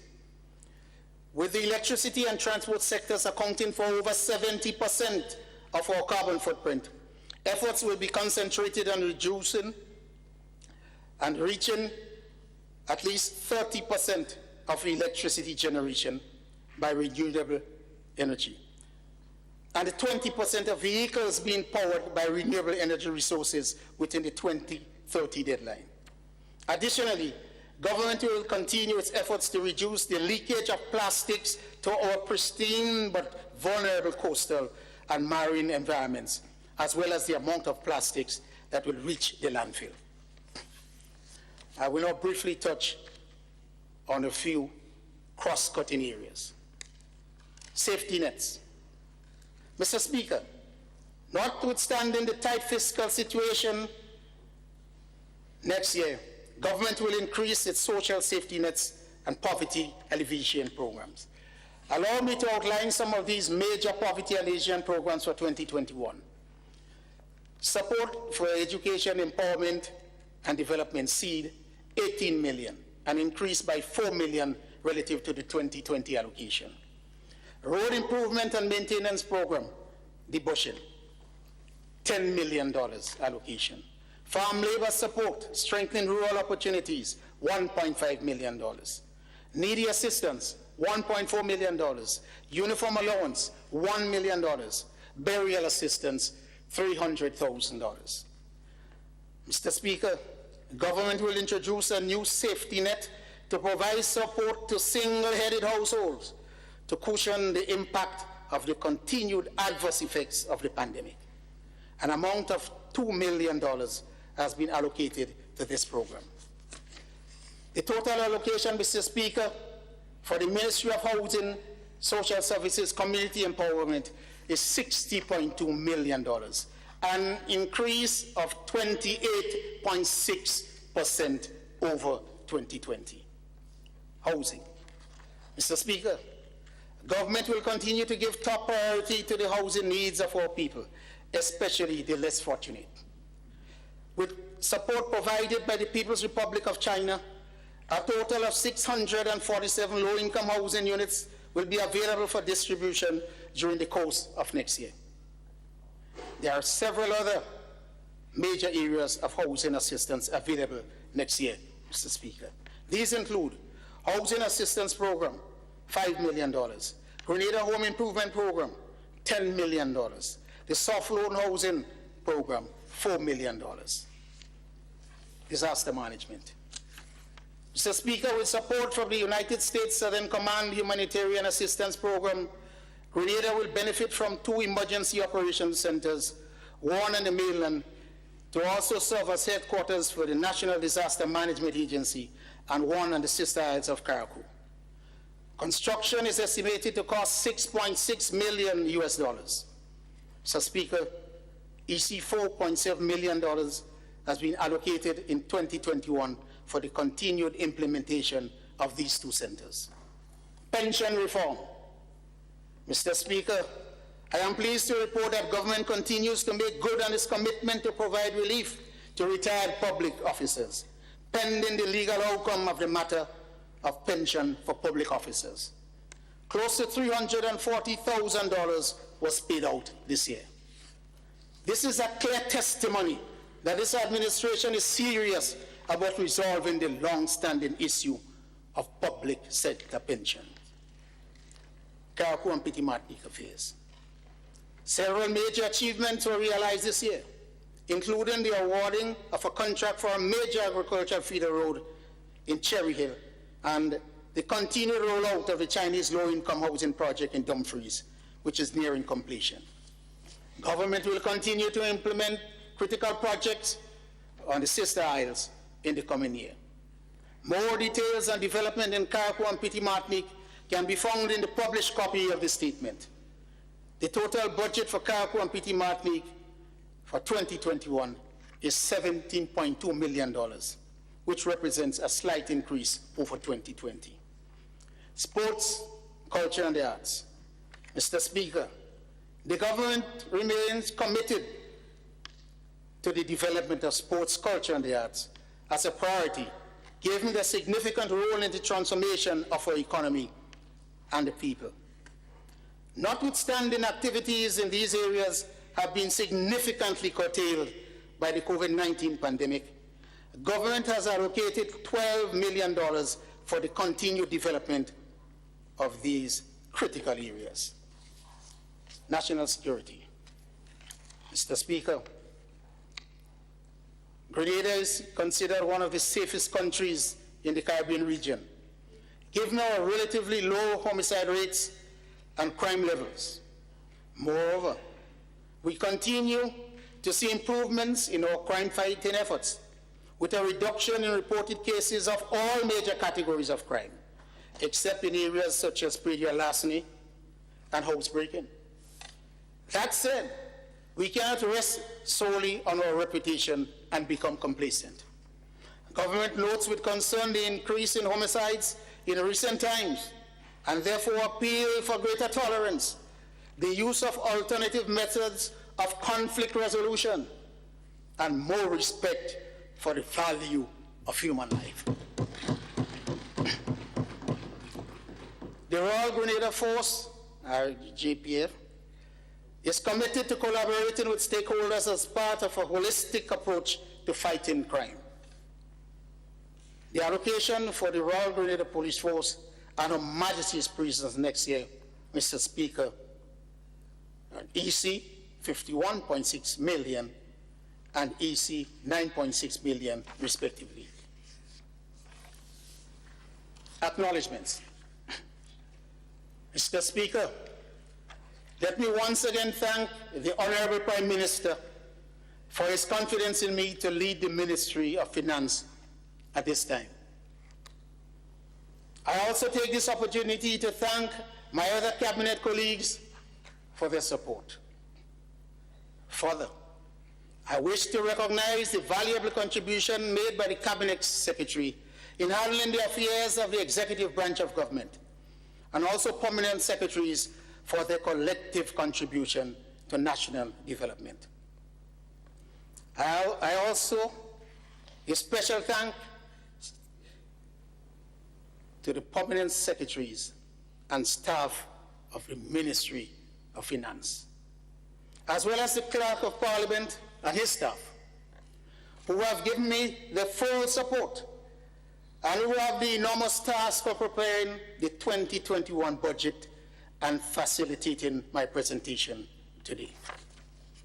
Mr. Speaker, I recognize and thank all other public workers, and I look forward to their continued enthusiasm as we work collaboratively to execute the plans announced in this 2021 budget. In this whole of government approach, Mr. Speaker, every link in the chain matters.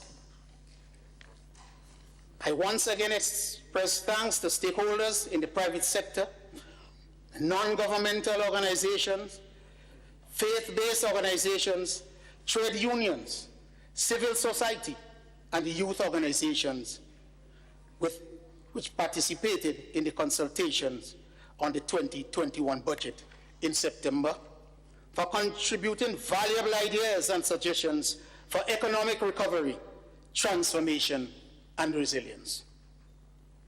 Last but not least, Mr. Speaker, I wish to express sincere thanks and appreciation to my constituents of St. George Southeast for the continued support and confidence in my representation in this honorable House. Conclusion. Stronger together under God. Mr. Speaker, this new National Party administration is once again faced with the great responsibility of leading our nation out of adversity. On this occasion, we are confronted with a crisis of unprecedented proportions. This is unlike anything we have ever seen before. The great lockdown, as it is referred to, has led to the worst economic downturn since the Great Depression of 1929.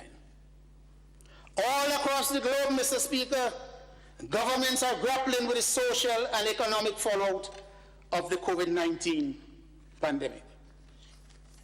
Here at home, the pandemic has triggered an unparalleled decline in our economy, resulting in serious hardship for many of our people. The pandemic has also compounded our major developmental challenges, including a still high rate of unemployment and continuing debt vulnerabilities. If we are not vigilant, Mr. Speaker, many of our hard-won gains will be permanently reversed. Mr. Speaker, this is arguably the most difficult period we have had to face in our economic history. Overcoming our current challenges, therefore, requires an extraordinary response. Mr. Speaker, as a nation and a people, we are responding well. Working together, hope in our nation and our people is being restored. Our economy is beginning to show initial signs of recovery. Our people are demonstrating impressive resilience. Mr. Speaker, as we have done before, with God on our side, we will prevail. The policies, plans, and programs announced today will help us recover in a robust and inclusive way. Support our social and economic transformation, and further build resilience. We have rolled out one of the largest capital budgets ever, which will generate thousands of employment opportunities for our people. Our private sector is energized and will add thousands of new jobs. Mr. Speaker, we are ready for the difficult road ahead. The responsibility resides with all of us. As a caring, responsible government, we will play our part. I call on each and every Grenadian to continue to do his or her part as we move forward in unity and from strength to strength. The more united we are, the stronger will be our response, and the sooner we'll be able to put the pain and suffering of 2020 behind us. Mr. Speaker, I end as I began, in reference to the Almighty God. For in him we live, move, and have our being. We are not afraid of what the future holds, for God is our refuge and strength, an ever-present help in trouble. Psalms 46, verse 1. Mr. Speaker, I also want to end by thanking my family for their love and unwavering support in my many years of service to our beautiful nation. May God continue to bless Grenada, Carriacou, and Petit Martinique. I thank you.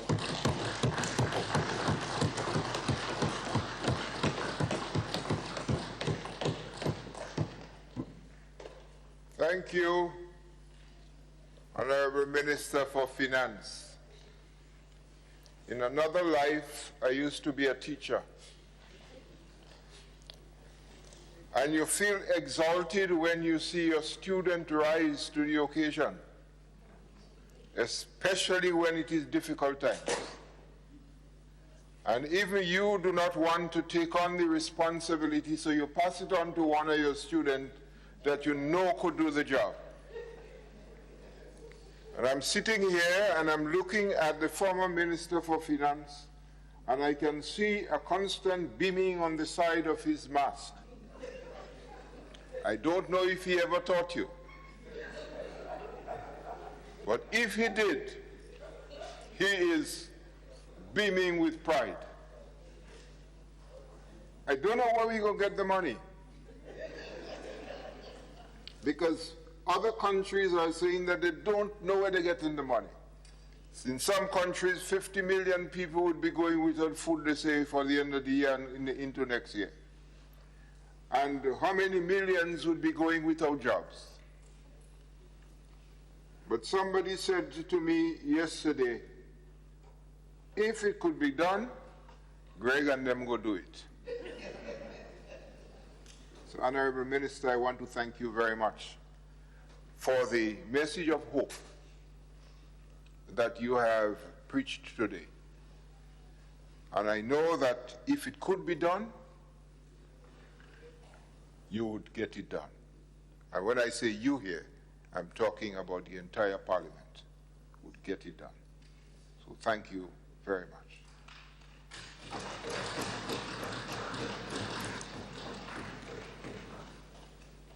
At this time,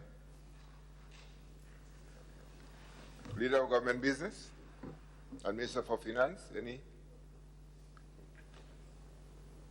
After our budget is read, we get to begin to prepare for a debate which starts on Friday. So as I said before, please, honorable members, get ready for your debate. Consult with your standing orders to to make sure that we stick within the time frame and tell us how we would get it done. And at this time, Leader of the Opposition. Honorable Leader of the Opposition. Thank you, Mr. Speaker. Mr. Speaker, I stand to make a request that was established a norm in this House from since 1974 to now. In terms of the presentation of the budget, it has always been done on a Friday. The Leader of Her Majesty's Opposition have always been given 2 days. Friday, Saturday, Sunday, he comes back on Monday. But now, Mr. Speaker, we are looking at it today, and I will have to come back on Friday. This just gives me 1 day. I remember in the Finance Committee meeting, I made reference to the amount of time given, and in such a comprehensive budget, Mr. Speaker, with over 600 pages, it has to be done electronically. It cannot be printed again. I did ask that I be given 2 days as the norm established. A day, Mr. Speaker, would not be enough. I realize that we have pressed for time, but there is nothing in the standing orders that say I should present on Friday. Many of other members want to present on Friday, then so let it be, but I would request that 2 days be given to me as for the last 50 years, Mr. Speaker.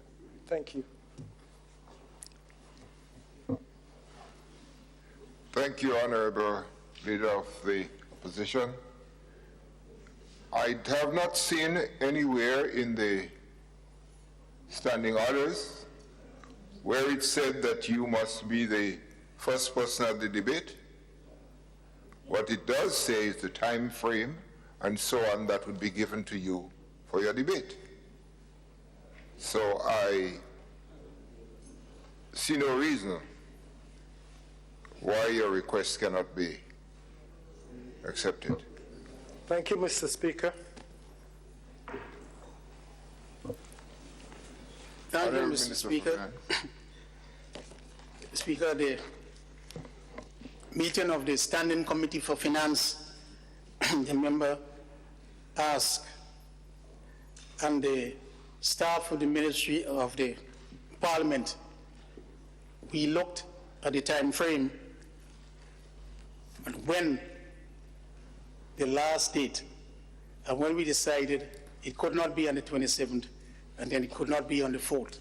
The 4th, Mr. Speaker, will give the staff of the Parliament no time to get the assent from Her Majesty to publish that it must be published and for it to continue. The Senate must meet after, Mr. Speaker. I discussed at length with the Leader of Government Business in the Senate and with the clerk, and we facilitated the Leader of the Opposition by giving him all the rest of today. The customary programs to come in tomorrow. We put also tomorrow, Mr. Speaker, and the debate will commence on Friday and on Monday. As a matter of fact, Mr. Speaker, we are prepared to go down to midnight on these 2 days of debate in order to allow the Senate to get its proper notice and to meet. Mr. Speaker, if we only encroach on Tuesday, then everything will be thrown into chaos again, and the staff in the Parliament will not be able to do what is necessary. And the Ministry of Finance will not be able to do what is necessary to get our system prepared to start for expenditure on the 1st of January 2021. So a lot went into it. And I indicate, Mr. Speaker, that we do have the Leader of the Opposition. He acknowledges that time is tight. It is tight all around. And we must recognize that this is not ordinary times. This is times that COVID has entrusted, has pushed upon us, and we must respond. And I do believe, Mr. Speaker, as was articulated there, we can and we will respond. I have no doubt, Mr. Speaker, that the Leader of the Opposition will be able to respond. And what the public must know, that all the documents went out on the 25th. The only thing that the member will be seeing, that the general public will be hearing at the first time, is the budget speech, which says what is in the estimates of revenue and expenditure. So everything said here is there. It simply puts it in a policy perspective for the nation to look at where the trust will be. I dare say, Mr. Speaker, that I will encourage the Leader of the Opposition to utilize the rest of today, tonight, and tomorrow, together with all the preparatory work that I know he has done from the 25th to now, and so that we can move, advance together as we fight this dangerous pandemic. Thank you, Mr. Speaker. Thank you.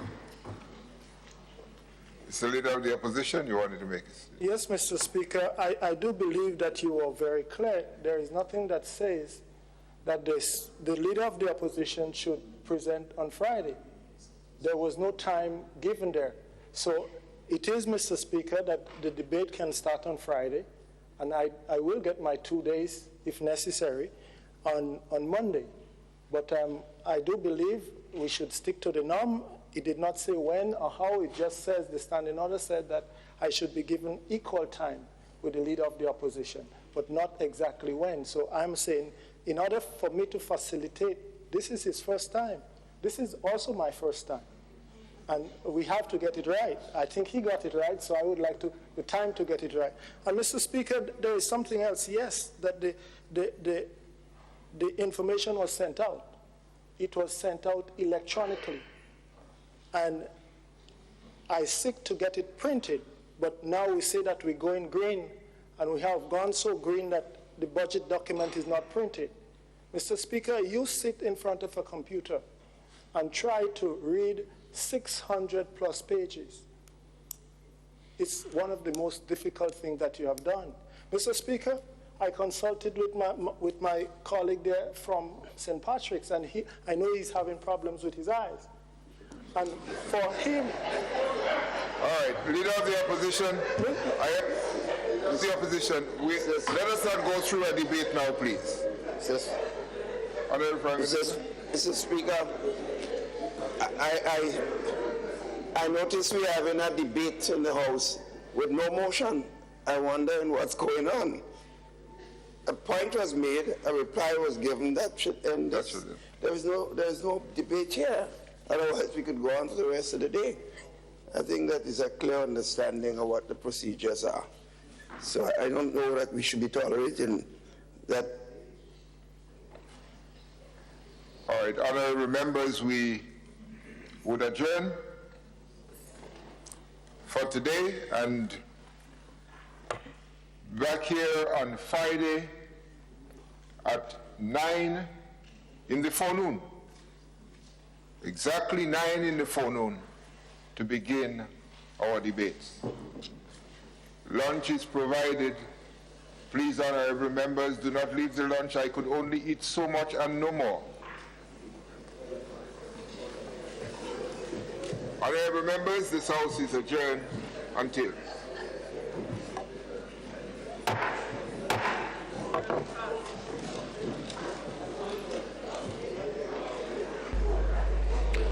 Well, again, pleasant morning, I should say. We are just rounding up the budget presentation by the Finance Minister, Honorable Gregory Bowen. And just as we came to the end there was some indecisiveness as to whether the debate should start on Friday or start on Monday. But the House has been adjourned, and I guess that the representatives will get together and discuss it and see where we go from there. But normally the tradition is the opposition leader responds to the budget presentation. But just to give you an idea, the budget presentation coming in the midst of the global pandemic, and indeed there's a lot of talk, and coming from the consultations, you would hear the government indicate that now is the time for recovery. So the COVID-19 pandemic treated like a crisis, and the government responding with its 2021 budget as a state of recovery. And you would hear the number of measures. We're talking about a $1.232 billion budget that was presented by Honorable Gregory Bowen, Minister for Finance. Well, joining me here now is Mr. Dr. Kevin George, and he's the head of Economic and Technical Cooperation within the Ministry of Finance. And indeed, pleasant morning and welcome to our microphones. It's indeed, it's a day in the life of each government that I know far and wide that the public looks forward to. And hearing the figures or understanding the figures, understanding what's in the presentation, the most we could say that it's a time for Grenada to recovery after the COVID-19 crisis. It's a health and safety crisis, somewhat not unlike what we are accustomed to with hurricanes and disasters of that nature. But it is a disaster in the true sense, and you call on small island nations like Grenada to recover. You as an economist, how do you expect the people to respond in the circumstances? Well, you know, just let me just correct you a little bit. I'm not an economist. I'm a specialist in infrastructure, a scientist that focuses on infrastructure development. And in terms of the question that you asked, the COVID-19, I mean, currently there need to be a number of adjustments, both individually and within the economy itself. As the PSIPs that are focused and that are mentioned today are basically the backbone of the economy in order to stimulate jobs. I mean, once you can get the public sector investment, all the projects undertaken and they run efficiently, where you improve actual implementation, definitely you will see that overall the economy is going to be stimulated, jobs will be created, and then people, you know, the populations will be in a better position to recover financially. So that's from that perspective. There are a number of adjustments that is done by the government, and there are also requirements by the population itself to do their own internal tweaking and adjustment. Most of the measures that I see here, it depends on construction jobs, and from that it is expected that other sectors would be able to spill off onto these construction jobs, employment being the greatest factor here. Yes, yes, because when you look at the stimulus package, I mean, there is one way you can actually take funding and give allocations to the private sector, like businesses and also individuals. But one of the most prudent is actually to get the job creations. Once you can get jobs created, then you put monies, the disposable income of an individual or within the household improve.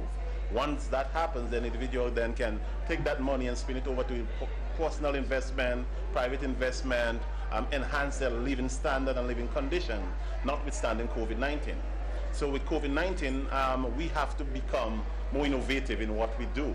As Grenadians, I think we are highly resilient because of evidence of recovery over the last 20 or so years. You have Ivan, you had Emily, and we actually bounced back really strongly. And I think that the growth that that was realized during the bounce back period, I think that we can actually, you know, go back to again similar methodology, similar systems and strategy that was deployed then, and actually adopt a few of them as Grenadian and as a government itself, and hopefully we can see similar recovery post-COVID. Are we speaking, providing that the COVID-19, there's a decrease in the expectation of the disease and the vaccines that are coming? Well, I mean, basically you're using two platforms. You anticipate in planning, you look at two platforms. You look at worst case scenario and you look at the best case scenario, and you get a common ground in order to develop the best strategy that is mostly adaptable for that particular endeavor that you're looking at. So in a case like that, both perspectives will be looked at. You look at, you take the world view that COVID-19 can come back and be, you know, a disastrous event. as well as you can take the other perspective that COVID-19 will not really be eradicated, but be reduced because of the introduction of the vaccine. So you use both perspectives as you develop a strategy, as you develop intervention moving forward for 2021, 2022. Just a while ago, you talked about infrastructure. You see great hope in Grenada recovery on the basis of all this infrastructural development? Yeah, well, infrastructure, construction has always been one of the mainstay in Grenada economy, and even all the economies, especially small island developing state. Because you have a number of individuals are actually employed or get gainful employment during construction because of construction.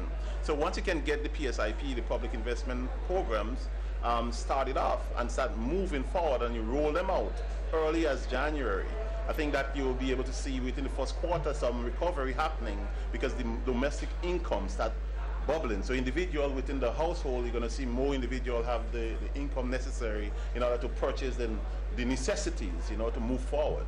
And then once you can have the money, then and you have excess of that monies, then you can use that monies to be deployed for investment and other areas. It's an uphill task, isn't it? Yeah, it is a challenge, but I think that understanding, listening to the budget today and understanding the effort that was placed and understanding also the history of Grenada, I think that one can safely say that we will be able to achieve the outlook and the strategic visions for 2021 and 2022. And that's on the basis of if we are able to encourage the people to move together with all the... Yes, well, as any good strategist will understand, communication and awareness is basically undergirds the strategy itself, because you want people to buy in to whatever you advocate. So once you advocate that there is potential for growth, that there is potential for recovery, and that is properly communicated throughout, Grenada and throughout the population, then I think you will see positive return. You will start seeing people buying into that, and then you will get the growth and everybody on board, of course. Then you're going to get everybody pitching in to facilitate that growth. You say it all boils down to good communication. Good communication, and also, individuals seeing the outcome of every action, every strategy. It has to be communicated also. So communication is before, during, and after. So people can actually attest, to what the result of the outcomes are. You've seen a lot of work for your department here. Yeah. Our department is very, very critical because we are the drivers. Yeah, the drivers. Because we mobilize the funds and we facilitate in the implementation of the project. So we have twofold. So you're not just mobilizing the funds and having the funds there, but having the funds and ensuring that the funds that has been mobilized actually can be utilized for the implementation of the project. So it's twofold. Thank you very much, thank you, Dr. Kevin George. Yes, thank you, sir. And you are enjoying your department. Yeah, it is good. Good cooperation. Yeah, the cooperation is there, the emphasis is there, and the vision. We have a really working vision. Okay. Thanks for joining us, and all the best. Thank you very much. Dr. Kevin George, the head of Economic and Technical Cooperation within the Ministry of Finance, just joining us. And now we have with us Mr. Byron Campbell, is it? Yes, Mr. Byron Campbell is here. And if you know Mr. Campbell well, he is one of the drivers within the community development. I have to say community development. And before the Prime Minister has just joined us, and it's good for Dr. Mitchell. Good afternoon, sir. And it's good for you to join us in conversation. It's going to be we can make it a three-way conversation here. Hope that we're not impeding on your time. And joining us is the Prime Minister of Grenada, the Right Honorable Keith Mitchell, and in a bit of a strange territory as a broadcaster this time. It's going to be the first time that I'm not being able to pound him on the budget because he didn't deliver the budget, but he's accustomed to it. The budget presentation, sir? Your comments? No, well, I thought it was well presented, well delivered. Greg, as you know, is a veteran, so that's not surprising. Some people expressing happiness and surprise. I said, no, this is, if he had done anything differently, I would have been surprised. I thought he has well presented. I think the budget is meant to give hope to people, and as he mentioned, this is real difficult times, and people are wanting to know they're into a very difficult year this year. 2020 is very difficult for everybody. People would want to know, well, what is the plan and hope for 2021 and beyond? And I think, as I have said before many times, even on our face-to-face programs, that we believe next year should be reasonably good in terms of opportunities, particularly in the construction sector, which has to drive economic activity, because you're not going to expect the tourism sector to recover to the extent that it was in 2019. In fact, if you notice, a number of apartment buildings for student accommodation was built over the years, right? And you would have said that this is a difficult time for most of them because the students are not around, and a lot of investors would have gone back to their destinations. So you would have expected to see a slowdown. What you have heard from the budget is not plans, but actual construction activities going. And this is smart, because I think people are projecting that things will recover. At least most of the construction will end in 2022, 2021, late 2022. And I think that in effect means that they're preparing for that rebound. So I think you will see a lot of construction activities, and of course the support in the area of youth, the change in the exiting of a youth program. But Dr. Michel, a big question is the statement made, return to positive economic growth. Yes. This is in the context where your unemployment has gone up. Yes. What are the specific measures? How are you going to achieve that in a global the IMF, situation? The IMF and the World Bank, they had projected a higher growth. We felt that we wanted to be safer. But the point they're really making, and mind you, we had a tremendous decrease this year. So although we have 6% growth, it's 6% from a lower figure. Yes. So relatively speaking, to 2019, we didn't grow. No, you didn't. The growth is relative to the previous year. Yeah. So that is a point that has to be understood. But it's driven by basic construction. Yeah. And you recall, when Ivan struck, you remember the tourism part was completely devastated. Agriculture was devastated. All the major source of economic activity was interfered with. But what saved us was we had to rebuild our homes, we had to rebuild all our infrastructure, and that is what drove in growth. And remember, we had growth about 12 or 13%, not 6, was 12, 13. So construction is going to be the key factor. So you see similarities as it relates to the Ivan disaster. To some extent, but I think we are better off in the sense that agriculture will not have dropped to that extent that it had in 2004 when Ivan struck, because we had lost a lot of nutmegs or cocoa and everything was destroyed.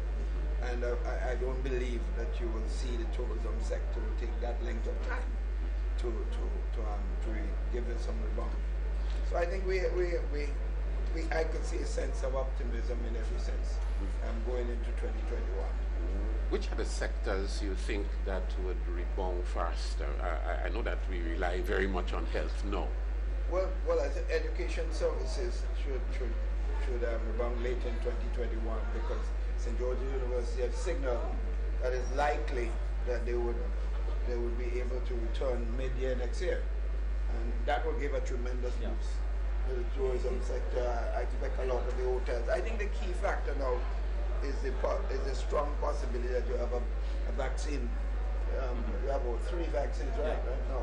In fact, it is reported this morning that the UK agency will give permission for the use of the Pfizer vaccine by next week. Now, if you have a vaccine that prevents infection, I think you will see the tourism sector starting to rebound over a period of time, and as the majority of people become vaccinated in individual countries. And therefore, we in the OECS and the Caribbean will be working closely with our international partners to also have vaccines. Yes. The financing plan, Prime Minister, is very clear in terms of your expenditure and revenue, but the financing plan, there's a statement about the unions in terms of an appeal to them. But how concrete is that financing plan in terms of financing the overall budget? Well, we think the key issue, the National Transformation Fund would have to be a key factor in this. And as you know, the three major projects, which already have started, has shown tremendous increase in the transformation activity with the CBI program applicants. So we expect to have tremendous revenue generation, but we expect to use that for capital projects. Now, without that, we couldn't really invest heavily in our PSFIP program, which is the public sector program, which of course will help the advancement of the private sector projects. So I think that's the key factor. And we start seeing signs of increase in revenue already, some recovery. Not what we saw in March and April 2020. So I don't expect us to, as the budget has already said, the Minister explained, to see the 2019 numbers return. But it would not be as bad as what was in April and May. So what we're asking our partners in the trade union movement, we haven't even asked them to forego. We said basically what we're asking is to defer. So it means that we agree as soon as things improve, and the estimate is probably by 2022 we'll see that improvement. It means that we'll have some serious back payments to give them, and so we're not asking people to say don't expect the increase because we signed on to it already. So that is what we're asking. Of course, you have a new finance minister. You've been in the position for what, 10 years, 12 years, maybe a longer time.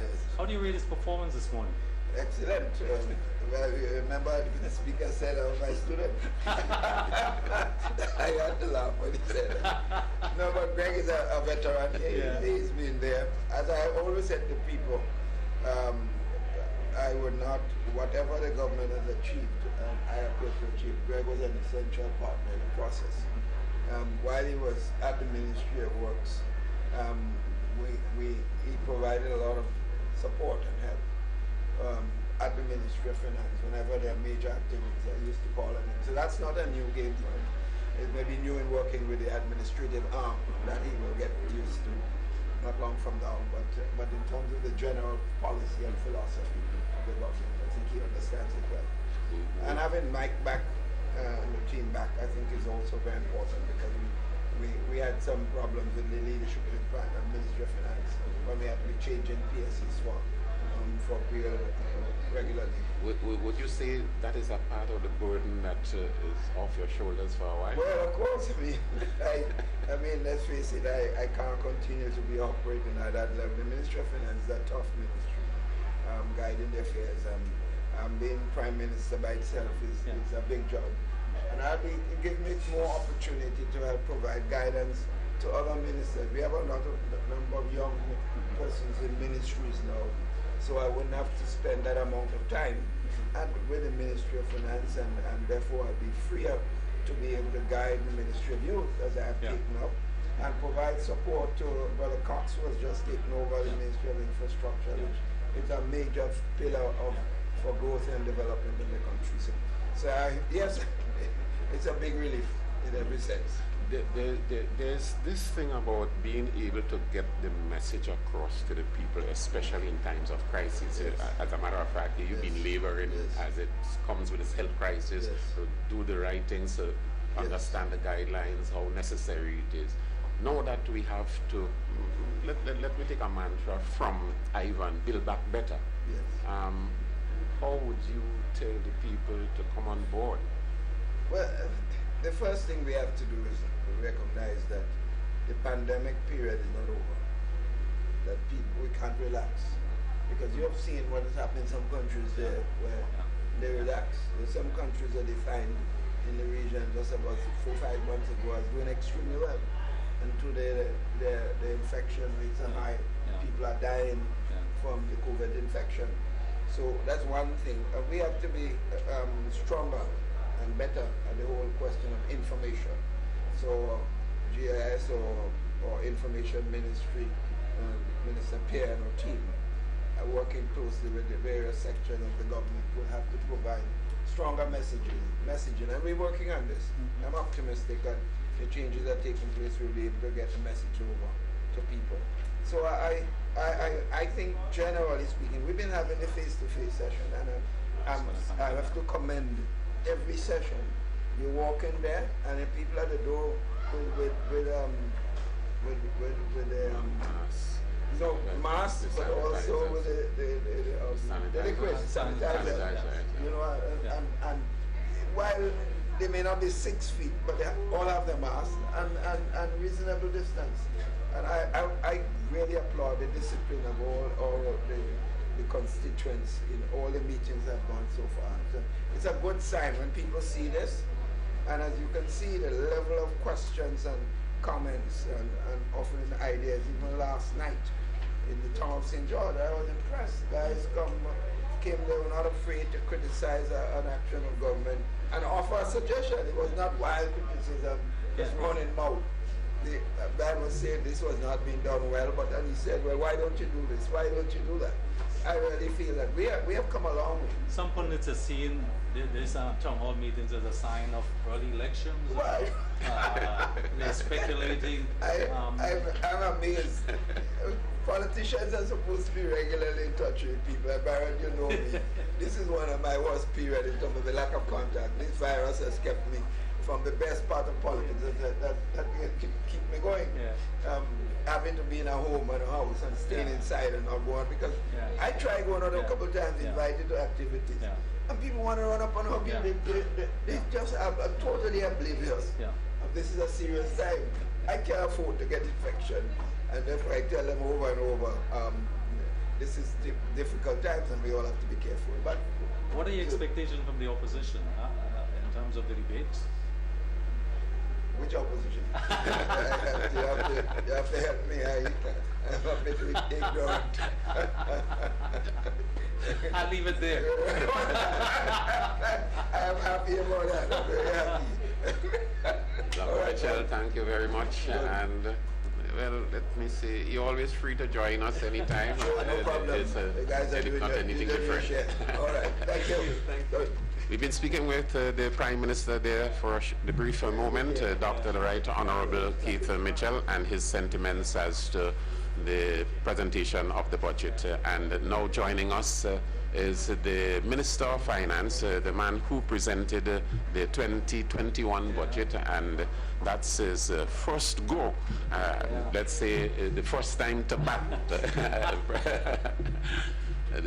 Yes, we're talking about Honorable Gregory Boeing. He's here with us, and we'll go through the paces. You have completed the presentation of the budget that in about 1 hour and 23 minutes. After that, how you felt? Oh, I felt quite good. Okay, in the sense that, but you told me the time now. I thought it was more like an hour and 1 hour and 23 minutes. 1 hour and 23 minutes. Yeah. Well, it's pretty good. Pretty good. The target was 1 hour and 15 minutes. Yeah. 1 hour and 23. You have to ensure that people listen. At the same time, we don't want to make it too long so that the expansion, the attention span, is all good. And what they did, I think many in the presentation, you go to the school, they teach you that you must have the time to play with in the end, rather than be scrambling in the end. So I did pace myself, and I got an indication that, okay, I have the time in the end. I did go over 58 minutes, 23. I think somebody told me it was 101.33. So I say, oh boy, I went to. It's 123. I did a lot better than I did. What really stood out for you into the whole package? What really stood out for you? I guess as much you had ample time preparing to know exactly, because the basis of this budget is recovery after a crisis. What really stands out for you? In the budget or the speech? In the budget. In the budget. That getting our people to accept that we are in a difficult position and therefore recovery is critical. I think that that came out in the budget speech, and I was very pushy about letting the people know, one, we're in difficult times. Yes, that we have to work together to come out of this, and that the road ahead is long. There are risks and a lot of uncertainties. We see what is going on in Europe. That you get the second spike and the third wave, and even if they're reporting that the second wave is even more dangerous with respect to deaths and lives, maybe because it is over an expanded period, and I think all of us are not accepting the difficulty and dangerous period that we are in. Britain and the others, while we're calling here to build resilience, Britain and the others, they have a flywheel, an economic flywheel, the economic inertia that they can take. You got shock and shock and shock, and you will not hear them crumbling to their knees. But in the ECCU and in the wider Caribbean, and if we are not prepared, then we go down. We hope it does not come, but we are in serious trouble. With respect, not now, we're going reasonably well, but whatever can come, we must face it. And therefore resilience and doing what we have to do. This reminds me close to 2013, when we came in and people had no hope. And I think that's where I got intimately more involved in the Ministry of Finance, from working there for the recovery. And when the IMF and the World Bank and the institutions come to me and say, do this, as a little country, I will say, no, I'm not. Even if I was not in the Ministry of Finance, they wanted us to pass a lot of legislations in order to tie us down. The tighten. Right, I agreed. And they said, why are you agreeing this way? I said, because it is right. But when they come with something out, and I disagree, it reached to high up to the Vice President of the IMF and so forth, that we are disagreeing. And I just said, basically, why? Yes? You do something for past history. Austerity measures is not what we should refer to it as. We should not be looking at the IMF and these institutions as austerity measures. We must look at him, and I told him, rebrand yourself. When you tell a country to do what is right, it will be done, and put it in that phase, in that state. So we want to do what is right now. We have restored hope, we are recovering, so all the other things, let us send it out. If you help, the media must send out and say, this is right. A lot of us don't like to do what is right, because at a point in time, it hurts us. But I see our people learning from the experience of 2013 coming back, starting to accept that we have to do certain things if you want the desired result. Minister, we are at the height of the pandemic, as you said. It's a global economic, dreadful economic situation. And you outlined that this very clearly in your statement, talking about the increasing unemployment levels and so forth. But border security is going to be crucial. What is there in the budget to improve our border security, pending the vaccination and other measures that would deal with this globally? Because that's a concern. How do we control that? Because any economic growth is going to be based on maintaining good measures, ingredients. So border control. Yeah, very, very important. One, we have to accept that the borders must be open. Some people don't accept that. So that's where your question comes in. Since you have to open the borders, what will be done to keep it closed? And I want to thank the Royal Grenada Police Force for the active participation. You note is Carriacou and Petit Martinique and the other sites. We will be strengthening those particular areas. And I dare say that we have done very well. The gentleman who came in on the yacht, he was picked up forthwith. So the wardens will supplement the police. We will expand the role of what they have to do. If it means that you have to sit and watch certain things for the entire week, we have to do that. So the expenditure, some of it, a lot of it, on the health. Right? And I think working with the police, expanding the wardens, and ensuring that we catch them at the virus if somebody's bringing it in at the point of entry. It means, therefore, the testing, we must include for that. And if you listen to the bills that will be coming up, one of it is to ensure that the people who come in, they will pay for the test. Right now, local or otherwise, once you come in, you have to be tested. It must be paid for by the state. Yeah. So we'll ensure that we get revenues to put more people to do testing at the borders. Your economy is not on standstill, but clearly declined significantly. You said 12.2% at least. Are we not yet at the end of the year? That's the projection. But you have the situation of you're going to increase your safety nets. In a reducing revenue situation, how are you able to increase your safety nets? The seeds, that's going up by $4 million. Your debushing program, needy assistance. These numbers are going up, of course, to meet the needy. But how are you able to do that in a situation where your revenue is diminishing? Right. One of the components of the statement is that we mobilize $169 million from our partners. And this will be what we get from the 22 million we got from the IMF and others from the European Union, from CDB. We soon will be getting 25 million from the World Bank. So these are the cash monies that we mobilize. And you must help the people in the difficult time until they get out of the doldrum. They must eat. Yeah. They must have good medical care. Otherwise, once the virus passes through one and it spreads, and if you don't take care of them, you condemn the entire society. So we get in the cash flow, and that is why we say that there will be a spike of 13% in the debt to GDP ratio. That's a spike, yeah. Yes. And you're hoping to reduce that. We're hoping to reduce that down, yes. Related there, of course, is the question of the environmental issues and renewable energy. And I know you've been active in this area. You talk about a 20%, but that's looking to 2030, 30% of renewable energy. But what's happening right now? What can we expect next year in terms of renewable energy and this whole electricity issue? What's the situation there? Next year we expect that the POC will move. Well, they're moving speedily, but will not be blocked in the move to implement the law and to open up the market and so forth for persons to come in. That is the great expectation. So you would see a big spike in renewable energy usage and utilization. We believe 30% that we want to put in there. We believe that over 10% will come from the people, the people who want to put the things on the earth. So the fact that one of the government program, the SAD program, have been training young persons at New Law in the repair and installation of these units, this is quite okay, and we expect more of this happening in terms of the training of young persons to do this type of installation and maintenance. But right now, there is a big pushback, right, from people getting interconnected to the lines. The law will fix this issue. The law has fixed it. Yeah.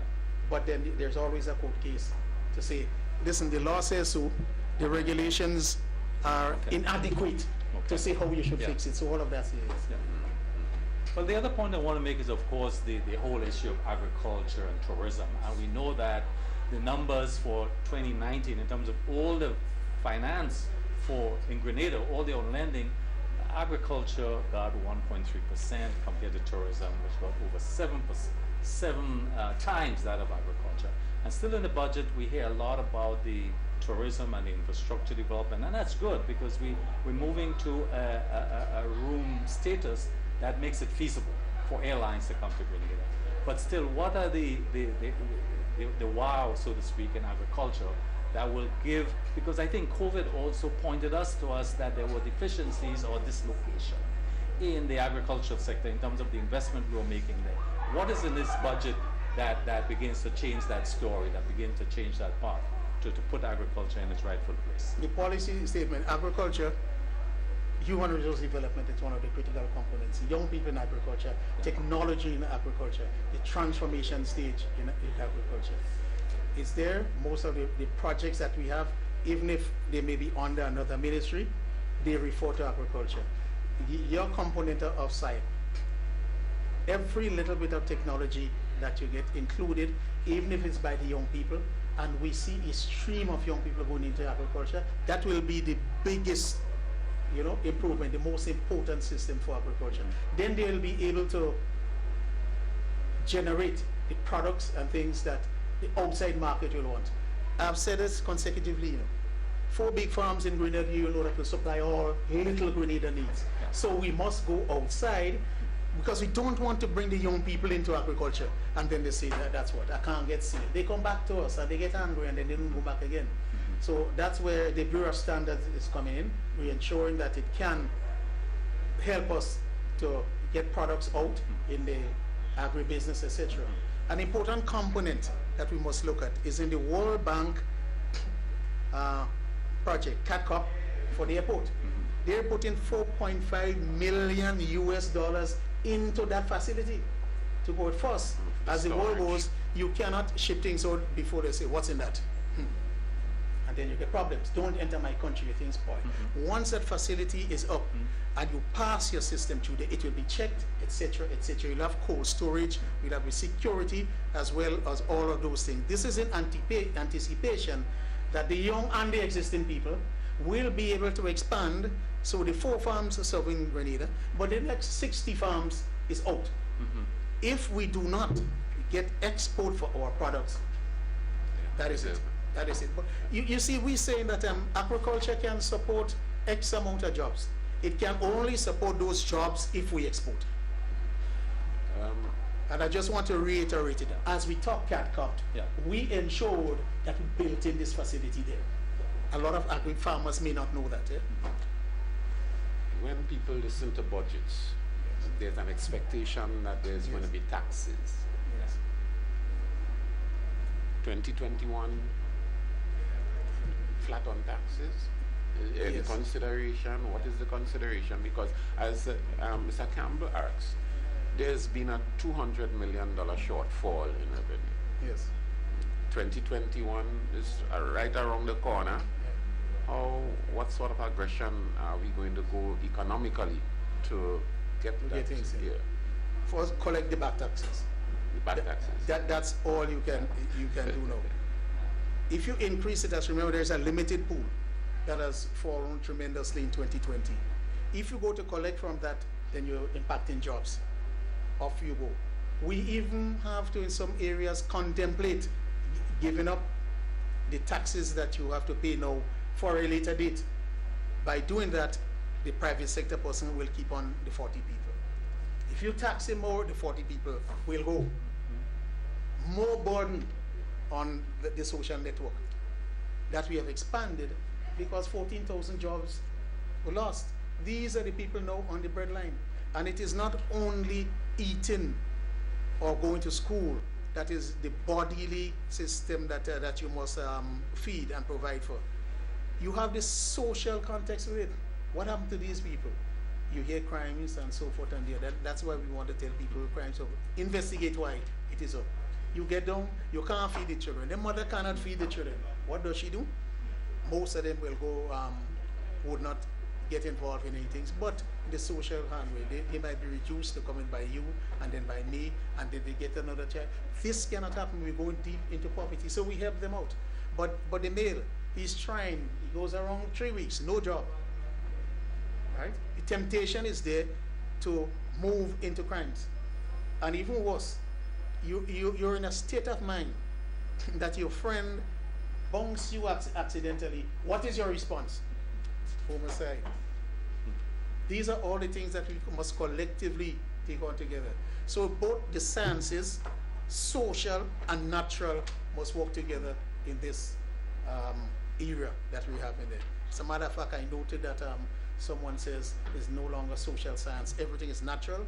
The Almighty made nature, so social must succumb to the natural sciences and so forth. It's becoming more difficult, and this is a period that we have to work together on. That is why I'm saying the leadership now must be well fortified. You must have capacity to lead in this time.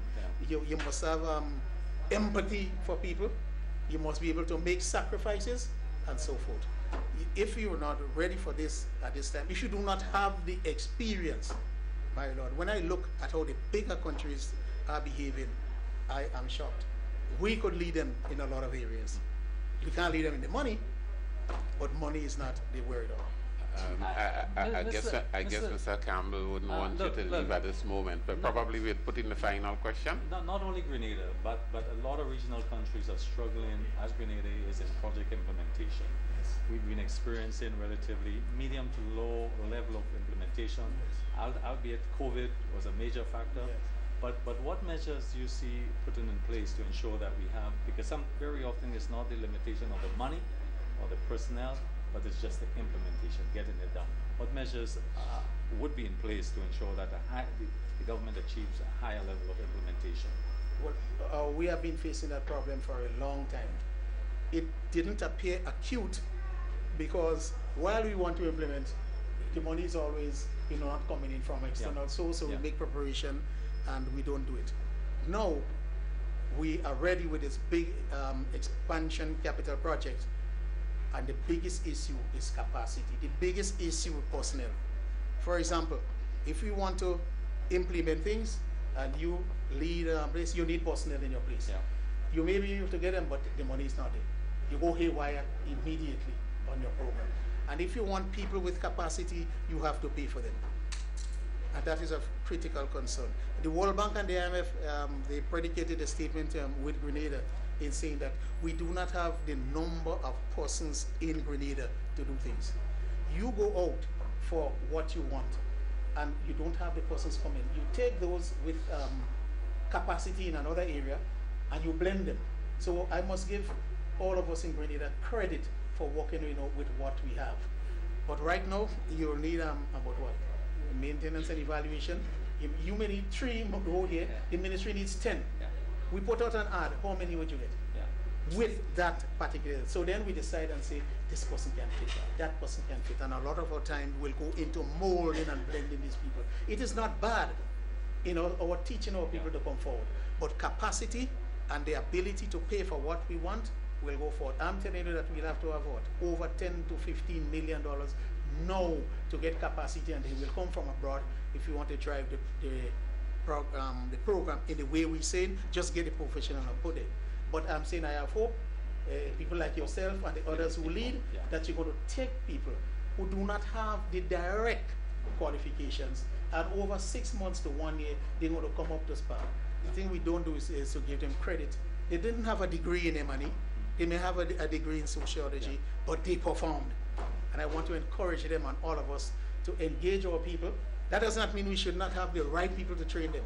Always bring in. So whenever I go out, even before being Minister of Finance, I ask to be placed in the financing agreement that we could get some people. So you get them for 2 years, train our people, and move ahead. That's a very important question, because between the Ministry of Finance and the Ministry of Infrastructure, we have to have the capacity to implement this big, broad program that we have put in place. Honorable Bowen, I would like to thank you very much for joining us here at our microphones. Feel free anytime there's occasions that warrant it. Thank you very much, and all the best. All the best. You're welcome. We've been speaking there with the Finance Minister, the man who just a while ago presented the 2021 budget, and you heard it directly from him, and the government in itself is relying on hope. And left with Mr. Campbell. Well, look, good conversation there. Yeah, certainly. I mean, the challenge is there. I think, first of all, we're in a challenging situation, environment, vis-a-vis the pandemic, with thousands and thousands. He told us in the budget that 14,000 persons lost their jobs as a result of the pandemic. How do we get back to some level of stability, which is what the budget is trying to do, to say, look, in the coming year, we want to return to stability. That's going to be very, very difficult. Why? Because this is a global issue. And although in the first world, well, the US and North America, they would have the vaccine, and they would be able to move quite quicker on these things and return to normal. So it's going to be challenging, I think, on several fronts. One, the financing plan. A lot of details about the income, revenue, and expenditure. for the financing plan. There's issues with Public Workers Union, how you settle these matters, revenue generation, how you get people back to work. So it's going to be a challenging year. And the final question to the minister was implementation, because as you heard is an address that a lot of the growth will depend on the outcome of these projects. And if we are not excellent in implementation, we're not going to achieve it. So, and also the point is, how do you get relief, the seed program, to the needy? The agricultural sector, how do we, a number of projects were listed, I think 2 major poultry projects. We have the cane co, the rum distillation, and some other projects in agro-processing, the AgriCamp project. So there's a number of large projects that are coming on stream in the agricultural sector. A lot of training of young people, addressing farm access roads. So there's a lot to be done. I mean, I think I'm looking forward to the debate, because the debate is important. And when I talk about the debate also, I'm not referring only to the formal debate in terms of what's taking place in the parliament, but also the social media, the individuals, organizations discussing the budget, pros and cons, and hopefully I think the government should be listening there also, because a lot of good ideas very often are generated through this medium. So it's a challenge for Grenada. I don't see an easy way forward. We all have to make sacrifices, and it's doable, but we must all be on board. One of my concerns is the movement of the people and the understanding that they get as it relates to recovering from this crisis. And I always draw the parameter where information is necessary to reach them, so that they can get off the slumber, because they would be in a slumber, they would be in a daze for what they have felt through the crisis already. How do we get them motivated to go look for the jobs where the jobs are? It's true. There's, first of all, I want to say there's a lot of opportunities there. We had to look at the banking sector, the financial sector. What we know is that the prime lending rate is down to just over 4%, to a maximum of maybe about 16%. But the low point is about 4%. Some people might look to refinancing in terms of business, so there's opportunities there. I think young people, to me, is an issue. In other words, the Prime Minister indicated that he himself is giving more focus to that sector in terms of how do we get young persons, because we have a dislocation here. We have, 2,400 young persons leaving school annually, and maybe 400 go off to study tertiary education, but the bulk remains here. So how do we, in terms of CVQs, vocational skills training and grant financing, so that some of them go into small business? Because before, when a job was automatic for in the public sector, it's no more. Or migration was relatively easy. That's no more. So the question is, how do we target that? I know there's the Imani program and other programs so that is a crucial area to get young persons from from school, and again the school system, that are geared towards more subjects and not skills, So I think that kind of, and also the role of technology, within the education system. We didn't hear much about that, but with the e-platform learning, and is that going to be part of the system going forward? So my concern is the youth population. How do we get more of them engaged, employed? Because it's important for purpose of dignity. SIAP. What's happening with SIAP? Okay, let me tell you what's happening with SIAP. SIAP, as you know, there's 2 components with SIAP. There's the EDB, Entrepreneurial Business Development Access. What has happened is the facility, working with the GIDC, we've set up a facility in St. Andrews in Simon, where a lot of the business development training would take place. In fact, over 300 have been trained in entrepreneurial business. And then their grant financing based on their business idea to support initiatives there. So that's going okay. So you have business development officers working with youths, young people. That's targeting between the age of 16 to 35. But I think the more dynamic area is the agricultural sector. So first of all, you have feeder agricultural farm access roads. And in the coming year, the program wants to rehabilitate about 14 of these roads. So that's provide some employment, but more important, access to farmers. That's crucial. And also water systems. They're working with the Caribbean Development Bank, provide about $2 million to work with water systems. That's where they're going to be taking geotopical surveys and then plan water gravitational flow to farms. Yeah, irrigation and working with young people. In a big part of the program is the whole climate smart agriculture, because it's not going to be the same going forward. You have longer droughts, heavier rain, flooding, a lot of issues there. And so there's a lot of training working with the Ministry of Agriculture, the Extension Division, and young persons in the agricultural sector and farmers to provide training and also grant financing for farm expansion, but using technology like shade houses or water management, irrigation. And in Carriacou also, I mean, there wasn't a lot of mention in Carriacou, but Carriacou is also benefiting from this program because it touches, and Petite Martinique. So it's on, it's coming. I think this year we were affected as a result of COVID because a lot of the work is contact, limitation of contact and COVID. So it means that we're looking for, in fact, we've had to cut our budget by 60% in the current year, because we just couldn't do the work, we couldn't make the contact, we couldn't be in the field. So it means that 2021 is a big year for implementation. And you holding out hope to deal with the challenges as they come? We have no excuse, we have to do it. The output, absolutely, the funds are there, the personnel are there, because the Rural Development Unit is designed, is working together with the BNTF program, and I think BNTF recently had a very successful year, concluding a number of projects in terms of preschools in Paradise, in Bush-Eju, roads in Happy Hill, preschool also in River Sally, water system in St. Andrews. So it's done very well, and this is grant financing. The phase 9 of the program is completing in the next 3 months. So it means that we are going into, BNTF will be going into a cycle 10, and this cycle is likely to look at the whole issue of livelihoods. So a lot of training young people and livelihoods, you know, being able to have a secure income. Yeah.